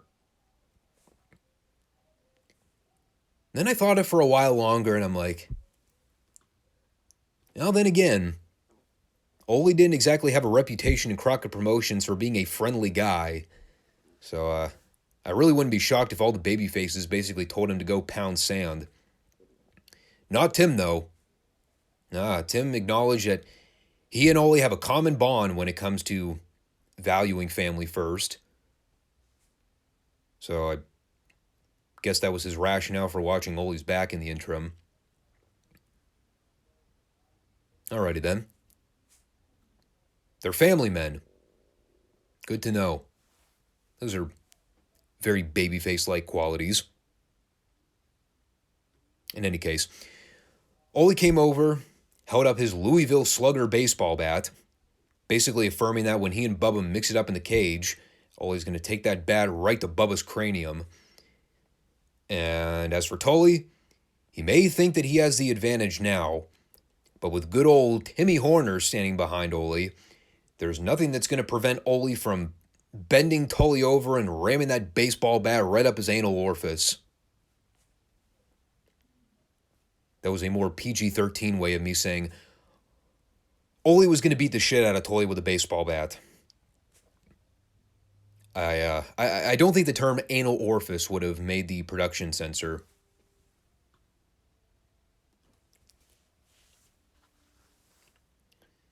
So after that, we went to the ring for another squash. And while the immediate sight of Vladimir Pietrov left me rolling my eyes, when I saw that he and Ivan were teaming up to wrestle Ricky Lee Jones and Johnny Ace, I was like, oh, that's pretty interesting. And yes, for all of you young cats out there that heard the name Johnny Ace get mentioned a time or two over the years, It is the same nickname, the same Johnny Ace you're thinking of. Good old John Laryngitis. A name that's been shadow banned in WWE in the last year, and you will probably never hear mentioned again. They gave that guy the Chris Benoit treatment after everything that went down last year with the NDA scandal. But here he is in 1987, working underneath squash matches for Crockett before his career really took off a year or two later with the Dynamic Dudes. Yeah, by career taking off, I mostly mean reaching mid-card status during one of the biggest lull periods in NWA history. Jim Herd era, everybody. It's coming. We're going to have to talk about it. It's going to be a rough ride. But by this period, Johnny was only about a year or so into his career. With a full head of hair, too. It was very odd. Guy was in good shape. Had decent size. Still very green by this point, but I definitely see why they tried to give this guy a push a few years later. He gave one of the worst drop kicks I've ever seen. I mean, it was so bad, I can't believe Ivan even bothered selling it. And that was pretty much the extent of his offense here. He made fucking Pietrov look like Bret Hart at times. But, hey, he had a stellar run in WWE as Senior VP of Talent Relations, right? He may have not had a great eye for the wrestling business in terms of being an athlete, but he had a great eye for talent. Yeah, you all remember those Hall of Fame legends that he scouted in WWE at one point. The guys that were going to be the future of the business. While JR was evaluating talents like Brock Lesnar and Dave Bautista and Shelton Benjamin and OVW, Laurinaitis was bringing in those classic names. The Sean O'Hares, the Mark Jindraks, the fucking Gene Snitsky's of the world. Oh, God, what was that one guy that feuded with The Undertaker for like a year and a half? He's another big blonde dude with like 2 left feet. Couldn't wrestle his way out of a wet paper bag. I think Paul Heyman tried to manage him at one point. I can't think of it now. But going off those other 3 names I mentioned. Good Lord. Sean O'Hare, Mark Jindrak, and Gene Snitsky. You see why I kind of tuned out WWE's product in the mid to late 2000s. Anyway, Ivan went over with the sickle, pinning Johnny Ace in the process, which was oddly humorous. And then we had a rambling Ivan promo afterwards where he tried to hype up the Crockett Cup. Didn't really get a whole lot out of this. With the exception of Ivan mentioning that Pietrov is meaner, stronger, and more determined than ever. And I also added a side bullet to the comment by saying that he's meaner, stronger, more determined, and more expressionless than ever before. In his efforts to look more menacing on camera, he always looks like he's trying to squeeze out a turd. Like his cheeks get all puffy and his eyes start squinting. I'm like, is this guy trying to hold in a log? Or has he just never been pissed off on camera before? I also didn't get much out of Spiker and Basher in their Mod Squad promo. Although I at least remember their names this time instead of just referring to them as Jeffers Brothers 1 and 2. The number 9 ranked seed in the Crockett Cup, by the way. Also the current Florida Heavyweight Tag Team Champions. This was... It was 2 green guys that were not particularly good at promos being told, go out there and talk about the Crockett Cup for 2 minutes. They proceeded to bumble and stumble over some dialogue to basically get to the idea that they're ready for the tournament and they're planning on walking out with $1 million. It was a very uninspiring promo. Then for our totally random TV title match for the week, Tully Blanchard defends against legendary jobber of the Crockett territory, Larry Stevens.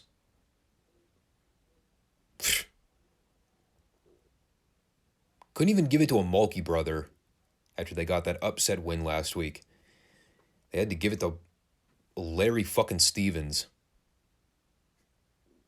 Of course, Tully makes everything he's involved with great.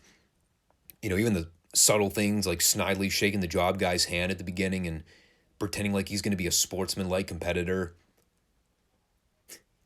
He's such a smug piece of shit. I love Tully.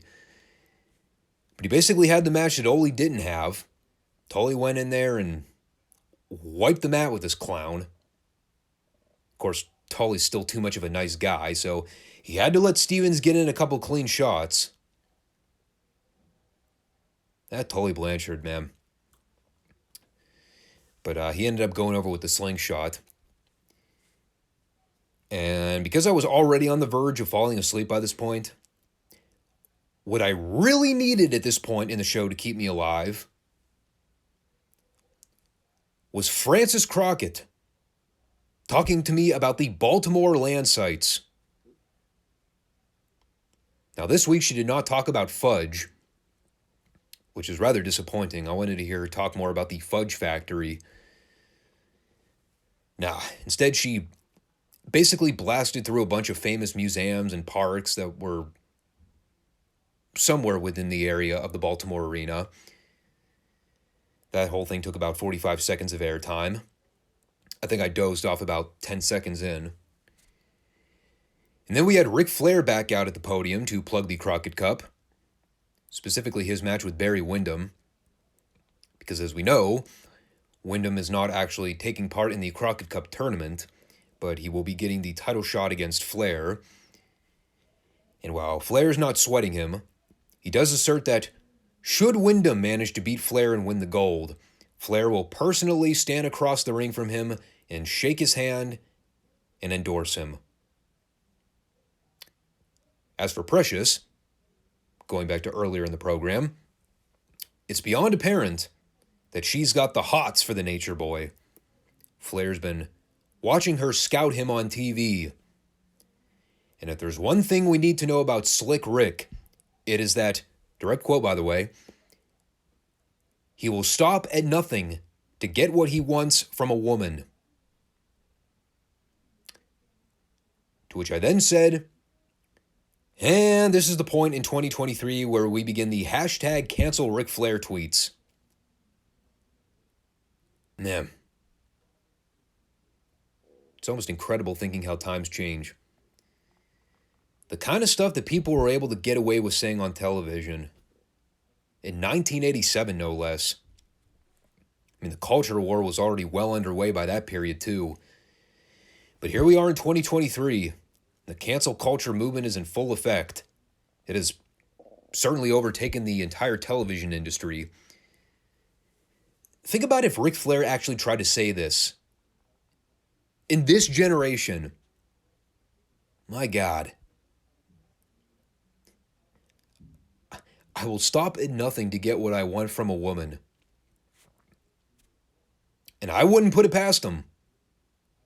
I mean, he is Ric Flair. The guy's a fucking lunatic. But there was more where that came from. Because in typical Flair fashion, he's not only encouraging Precious to walk that aisle and take the ride on Space Mountain, but Flair, he's not waiting. He wants her out right now. And I thought to myself, she's going to ride Space Mountain right here, right now, on live TV? Oh, this could get uncomfortable in a hurry. So out comes Precious, and immediately Flair is giving us all a fine education on the lesson of game. He's dropping pickup line after pickup line. Precious is falling for it hook, line, and sinker, even though she'll try to convince the population otherwise. You take one look at her during this, and you're like, oh yeah, Flair wasn't lying. She's definitely got the tingles for the Nature Boy. And then we get the best TV moment in wrestling history. As Flair tries to coerce Precious into laying a big ol' wet one on his cheek, and Flair takes the glasses off, he leans over and closes his eyes, and Precious winds back, and she cold cocks Flair right across the face with the hardest slap you have ever heard. Now, granted, she was wearing a glove, so it was very audible in the studio, but Flair sells it great. Precious walks off. Flair's standing there trying to play it off like, she's totally into me. The crowd's applauding and cheering, way to go, Precious. They're all happy and excited for her. And now Flair basically says that he's going to give Precious one more chance to make the right decision and to give him what he wants. And the next time she slaps Flair, it'll be behind closed doors. And I just thought to myself the entire time this happened, ain't no way this shit gets on television in 2023. But Lord knows it was the best thing on this show. Then we went to the ring for Arn Anderson versus Alan Martin. Meanwhile, Tony and David spent the entire time laughing about the slap heard across the world. And I'm thinking, what about that HR call heard across the world? Double A Spinebuster, Gorebuster, 1, 2, 3. Literally nothing else to say about it. And then going back over to the booth, JJ reminds us that Kevin Sullivan is gearing up for the Crockett Cup. He'll be teaming with Arn. And that was all well and good. But Arn took control of the promo and lit the world ablaze. He says that while everybody likes to come out and brag about having the best cars, the best toys, and the best physique, Arn is only concerned about one issue, and it's Ole Anderson. Ole opened Pandora's box when he decided to bring a baseball bat into the equation. What started as an issue of the Horsemen removing Ole from the group has now become more than personal. And by association, Tim Horner is in the same camp. They're both men without a country. He says that they've entered Vietnam. It's a war that Ole can't win. So as long as he chooses to pick a fight with the Horsemen, same result every time.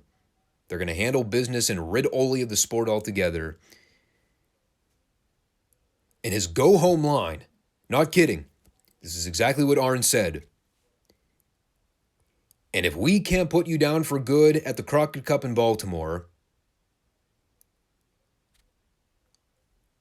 well, Ole,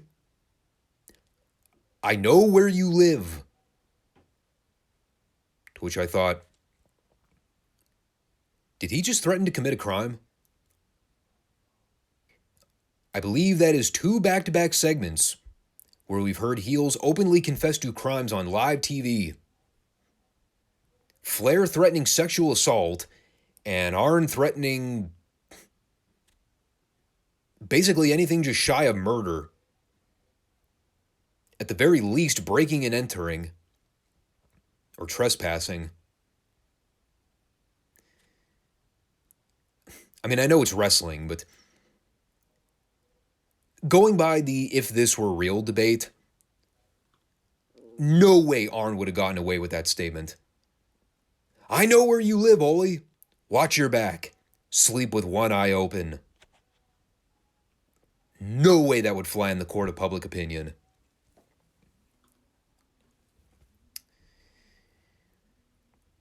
Real quick, back from the break, Barry was out for a short and sweet promo.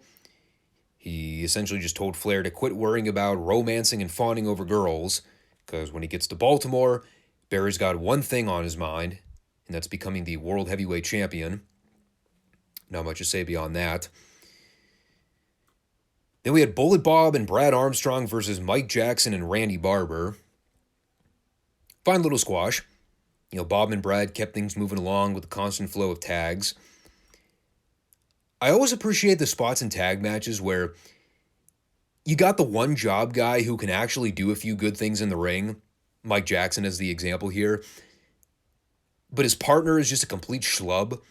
So what you'll have is you'll have one job guy sell and get beat up the entire time. He'll make the tag to his partner so he can try to get in a few hope spots. And then the more talented jobber will tag back out, and the bad job guy comes in and immediately gets cut off and worked over again. Happened like 3 times in this match with Randy Barber and Mike Jackson. At some point, you thought Mike Jackson would have just said, Randy, stand on the apron, let me do the work. But no, Mike was too much of a nice guy here. So Brad went over with the leg sweep takeover, and we can definitely determine that the Armstrongs are ready for the Crockett Cup this weekend. Bullet Bob's shuffling and dancing definitely presented a clear picture of that. Speaking of guys making outright criminal threats on this program, Ronnie Garvin was out, and he basically insinuated that his plans are to send Jim Cornette to intensive care. I think that counts as a criminal threat. Bad things are going to happen. You fill in the blank on what you presume that to mean. I also like the cheap jab at Dennis Condrey here, where he talked about how Cornette was out here earlier putting over his new Midnight Express, and the only reason for that being that the other half was smart enough to see the writing on the wall and get out before the times get real bad. That was a very clever line. It says that he'll continue to run down every member of the Midnight Express until he gets to Cornette, even if he has to sacrifice the $1 million in the tournament to do so, which I'm sure Jim Garvin loved hearing. And then Barry Windham beat up Chance McQuaid in about a minute. Beat him with the lariat. Blink and you miss it win. At which point, they immediately go back to the booth for the Midnight Express. Literally within a minute and a half of Ron Garvin threatening to hang Cornette by his neck and leave his dead body on the side of the road. Well, here's Corny. Peachier than ever. And I guess Ronnie had to make a pit stop or something.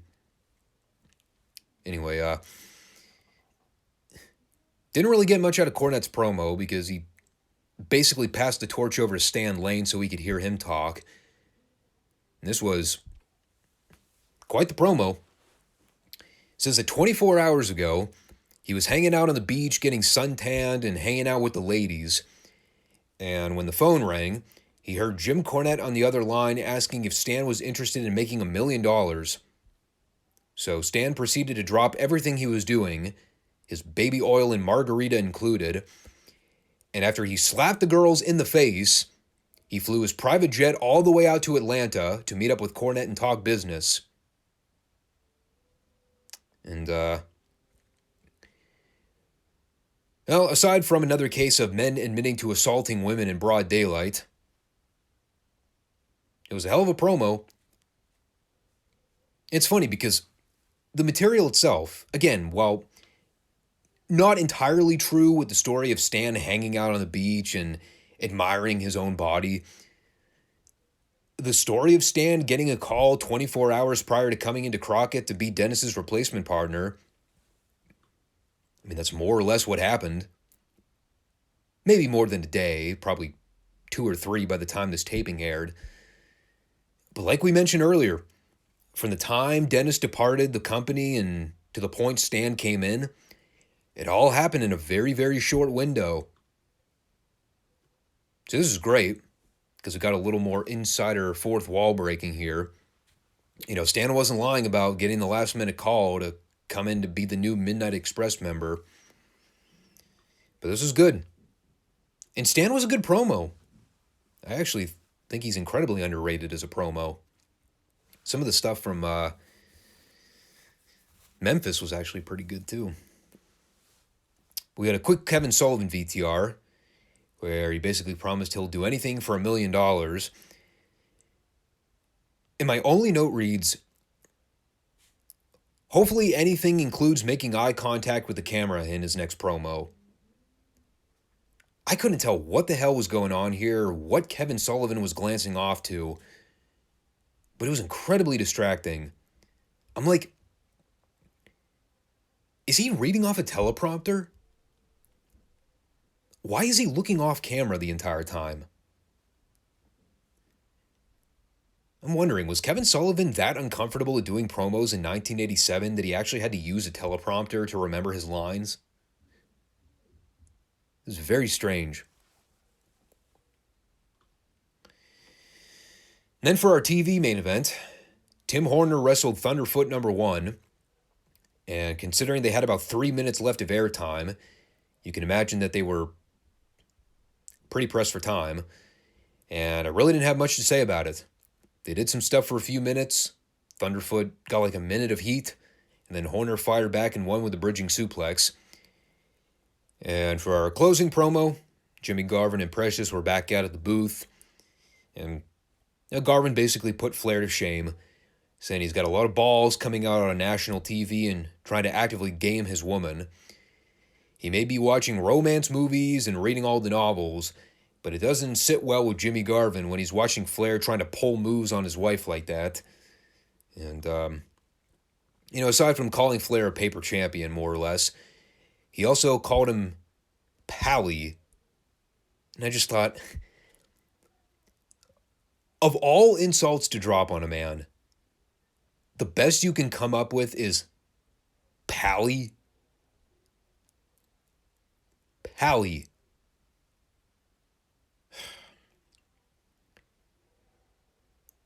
I talked about it before, but the more I think about it, babyface Jimmy Garvin, not a fan. And it's really not growing on me the more I watch it.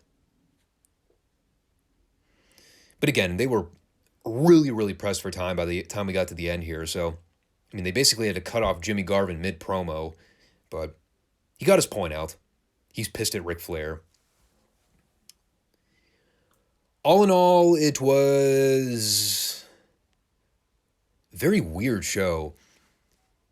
It really didn't seem like a go-home addition to the Crockett Cup. And no Mulkey Brothers on this episode. What the fuck? You're going to do Randy and Bill dirty like that? Can't even give them a promo or something? Come on, man. These are the future of the NWA tag division. Got to throw those guys a bone any chance you get. In any case. So, going over a few brief things here. I remember last year we did the Crockett Cup review for most of the semifinal and final rounds. A lot of the prelim junk we skipped over. I'd like to take the time to sit down this weekend and catch up on a few of those matches if I have time. At least the first few rounds, or at least the last few rounds. Because I should have a little bit of extra time this weekend. Lord knows it was going to happen last weekend with all the WrestleMania garbage. But, yeah, I'll try to go out of my way to check out some of the tournament. I might tie it in with the Monday show, depending on how much of it I watch. If it ends up warranting its own portion of the segment of the podcast, I definitely would do it for Monday's show. Elsewise, I'll kind of just chime in with a Cliff's Notes rundown on Friday next week, and we'll be off to the races for the Great American Bash Tour in the summer.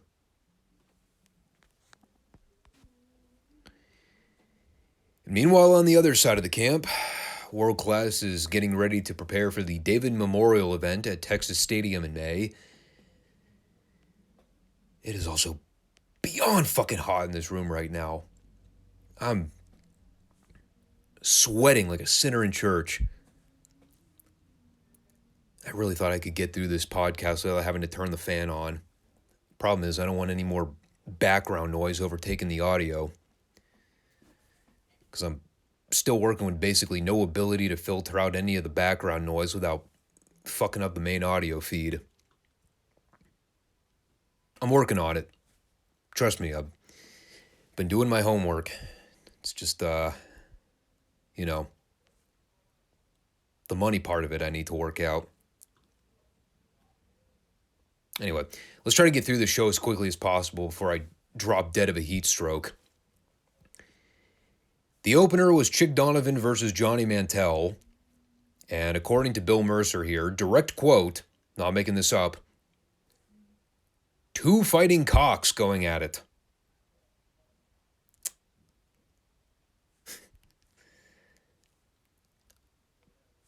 Much can be said.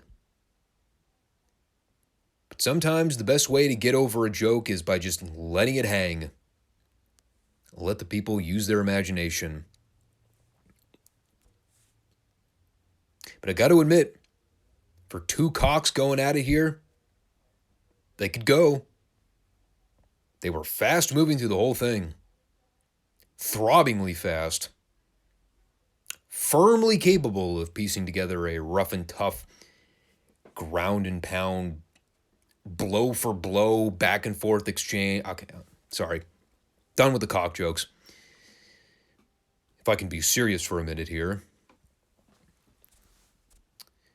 Dick jokes and poop jokes. Whether you're 5 years old or 55 years old, they'll always be funny. Of course, it's a Johnny Mantell match, so you had to figure that Mr. Booker, Ken Mantell, is going to make sure that this one goes the time limit draw. Right. Because God forbid Johnny Mantell gets beat here in an underneath match in the opening on television. Factoring in the babyface versus babyface dynamic, it worked. Both guys went in to do quick pinfall reversals at the end, but they rang the bell before either guy could secure the pin. So they both shook hands and left it at that. One might call it sports-based wrestling. Think about this. A novel concept. Two guys are scheduled to wrestle a match. No bells and whistles. They go the full 10-minute gamut. Neither guy wins. So they respectfully shake hands like any real sport, and that was it. No afterbirths, no promo angles, nobody running down to shove a used tampon up the other guy's rectal cavity. Just a very simple, plain TV opener. Meanwhile, on the other channel, the marks will keep trying to convince you that what you're watching on Autistic Extreme Wrestling is sports-based wrestling. Just keep drinking that Kool-Aid. For now, we'll move on to talking about Super D #1 versus Mike Reed, which was both short and,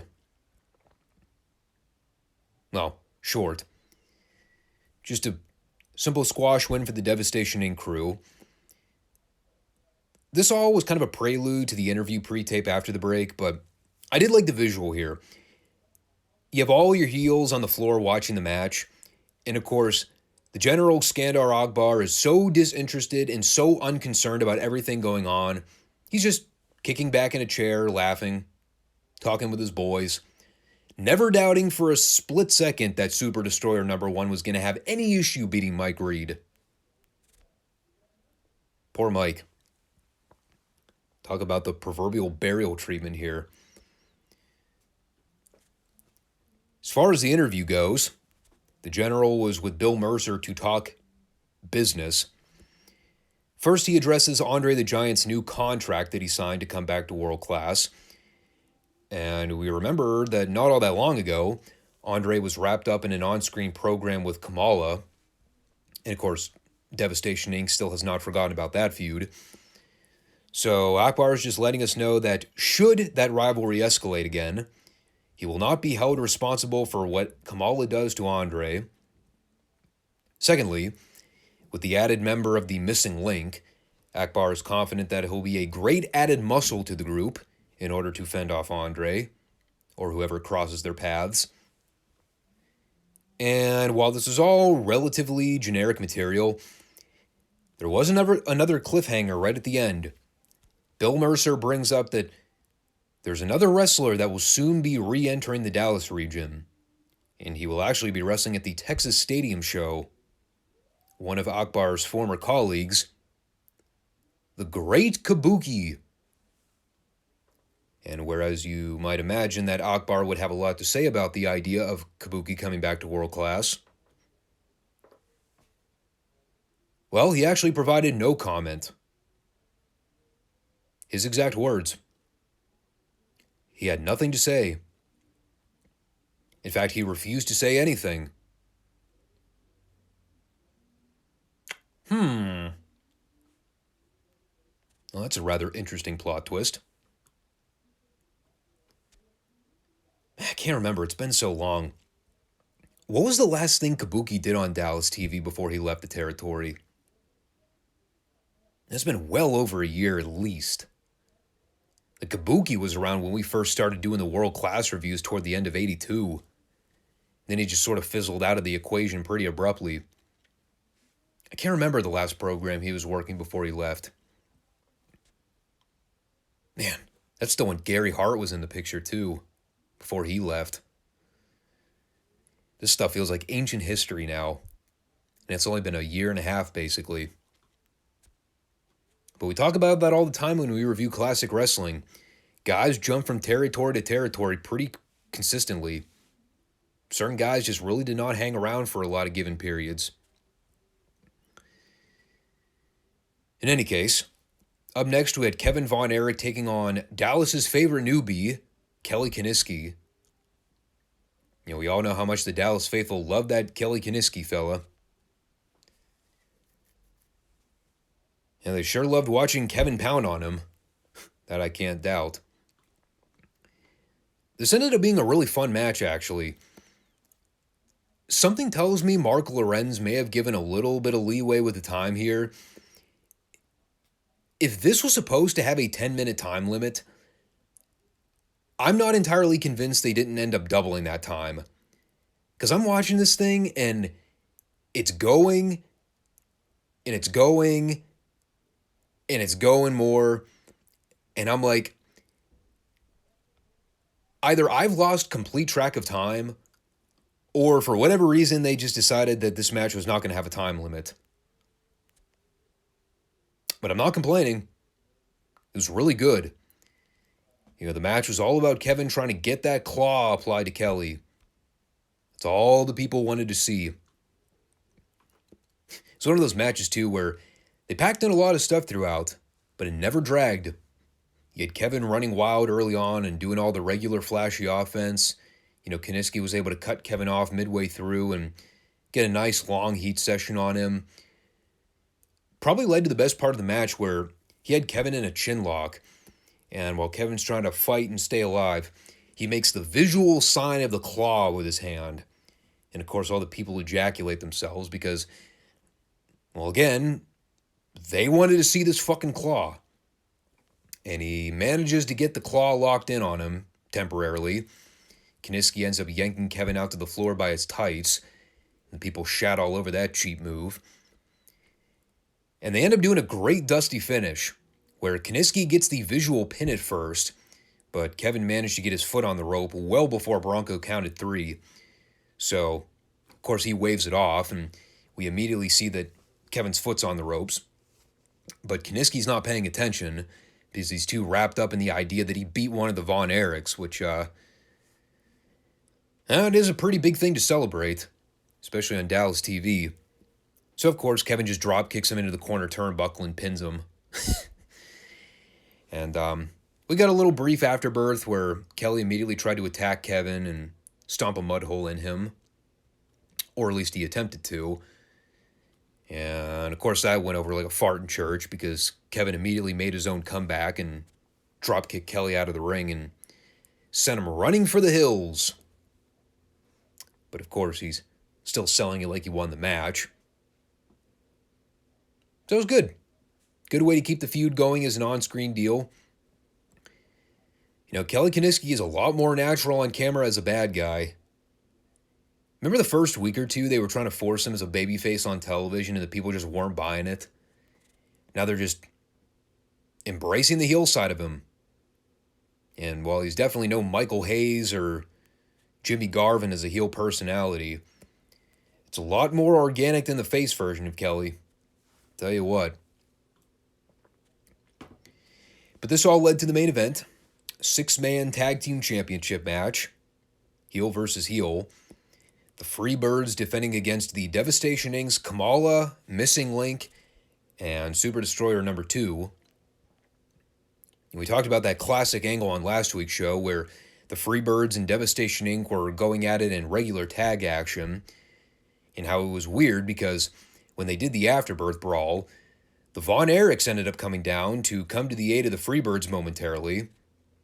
And then, of course, the Freebirds ended up turning on the Von Erichs anyway and beat the shit out of them. I was like, damn it all. They got me. So here we are a week later. They're going at it. It's heel versus heel again. Only this time, the crowd was like 70-30 split in favor of the Freebirds. Maybe even more like 80-20. And while they weren't technically babyfaces as on-screen personas, they definitely worked the babyface role in this match. Clean, constant tags in and out. Actually, somewhat following the rules of standard tag team wrestling, which again was very odd for a Freebirds match. I love the spot early on where Hayes went to stomp on Kamala's foot, so Kamala then immediately went to tag out like a coward to the missing Link. And because Link is what someone famous once coined, an empty-headed dipshit, he immediately gets cut off by Hayes and starts bumping around like a lunatic. They were able to eventually isolate Buddy Roberts and work him over for a while. That eventually led to Gordy being the one to get the big hot tag, which was also great because we got the visual of Super D2 coming into the ring and trying to thwart Gordy's comeback. And because this is a complete mess of a match with way too many goddamn people bumping around, Super D ends up tripping over the missing Link and basically falls to one knee before Gordy could even punch him. Evidently, the Pier 6 brawl broke down.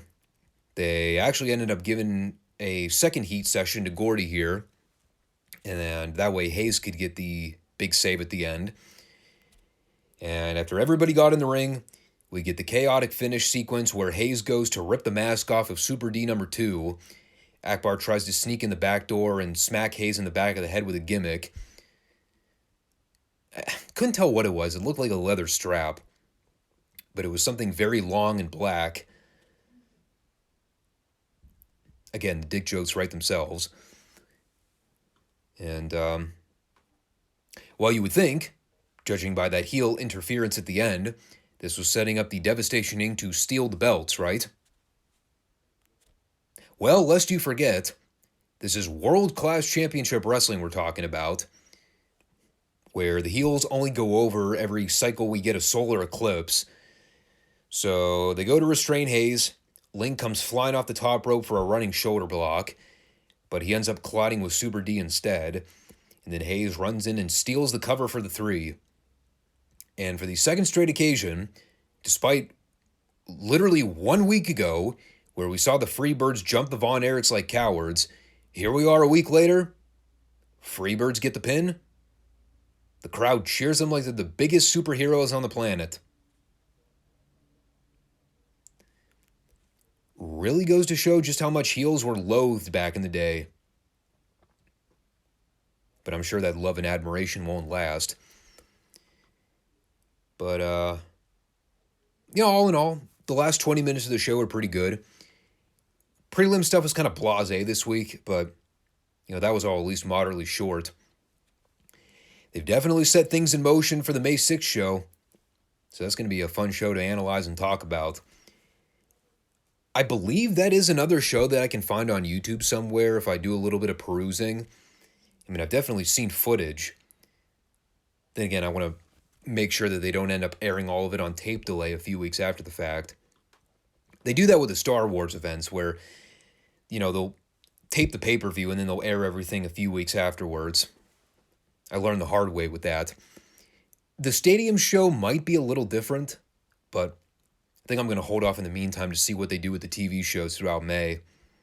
If they end up airing the big matches on delay, I'm not going to do a separate world-class review for that show. We'll just talk about everything as it unfolds on TV. But all in all, that was that. So, yeah, it kind of rounds out this one. This weekend's going to feel a little weird after last week's chaotic mess. So, we're in a little bit of a wind-down period right now before things kind of kick up for the summer again. But we are going to be back on Monday, and we'll be talking about WWF Retro Raw. We'll be doing the SmackDown review and see what they do as a follow-up to WrestleMania. I've been following a couple little highlights of what's been going on Raw. The common thread, Vince is back. And boy, howdy, if you watch that Raw episode after Mania, ain't that the fucking truth? Vince is back and he's better than ever. And we'll see how bad things get with SmackDown. I mean, the period that we've been reviewing it over the last 5 or 6 months, I mean, it's not like SmackDown's been lighting the world on fire or anything like that, but there has been a thread of coherency to what's been going on with the Bloodline stuff. At this stage, I'm just kind of presuming that's all going to get cast to the wayside because, well, Vince is kind of overseeing creative again.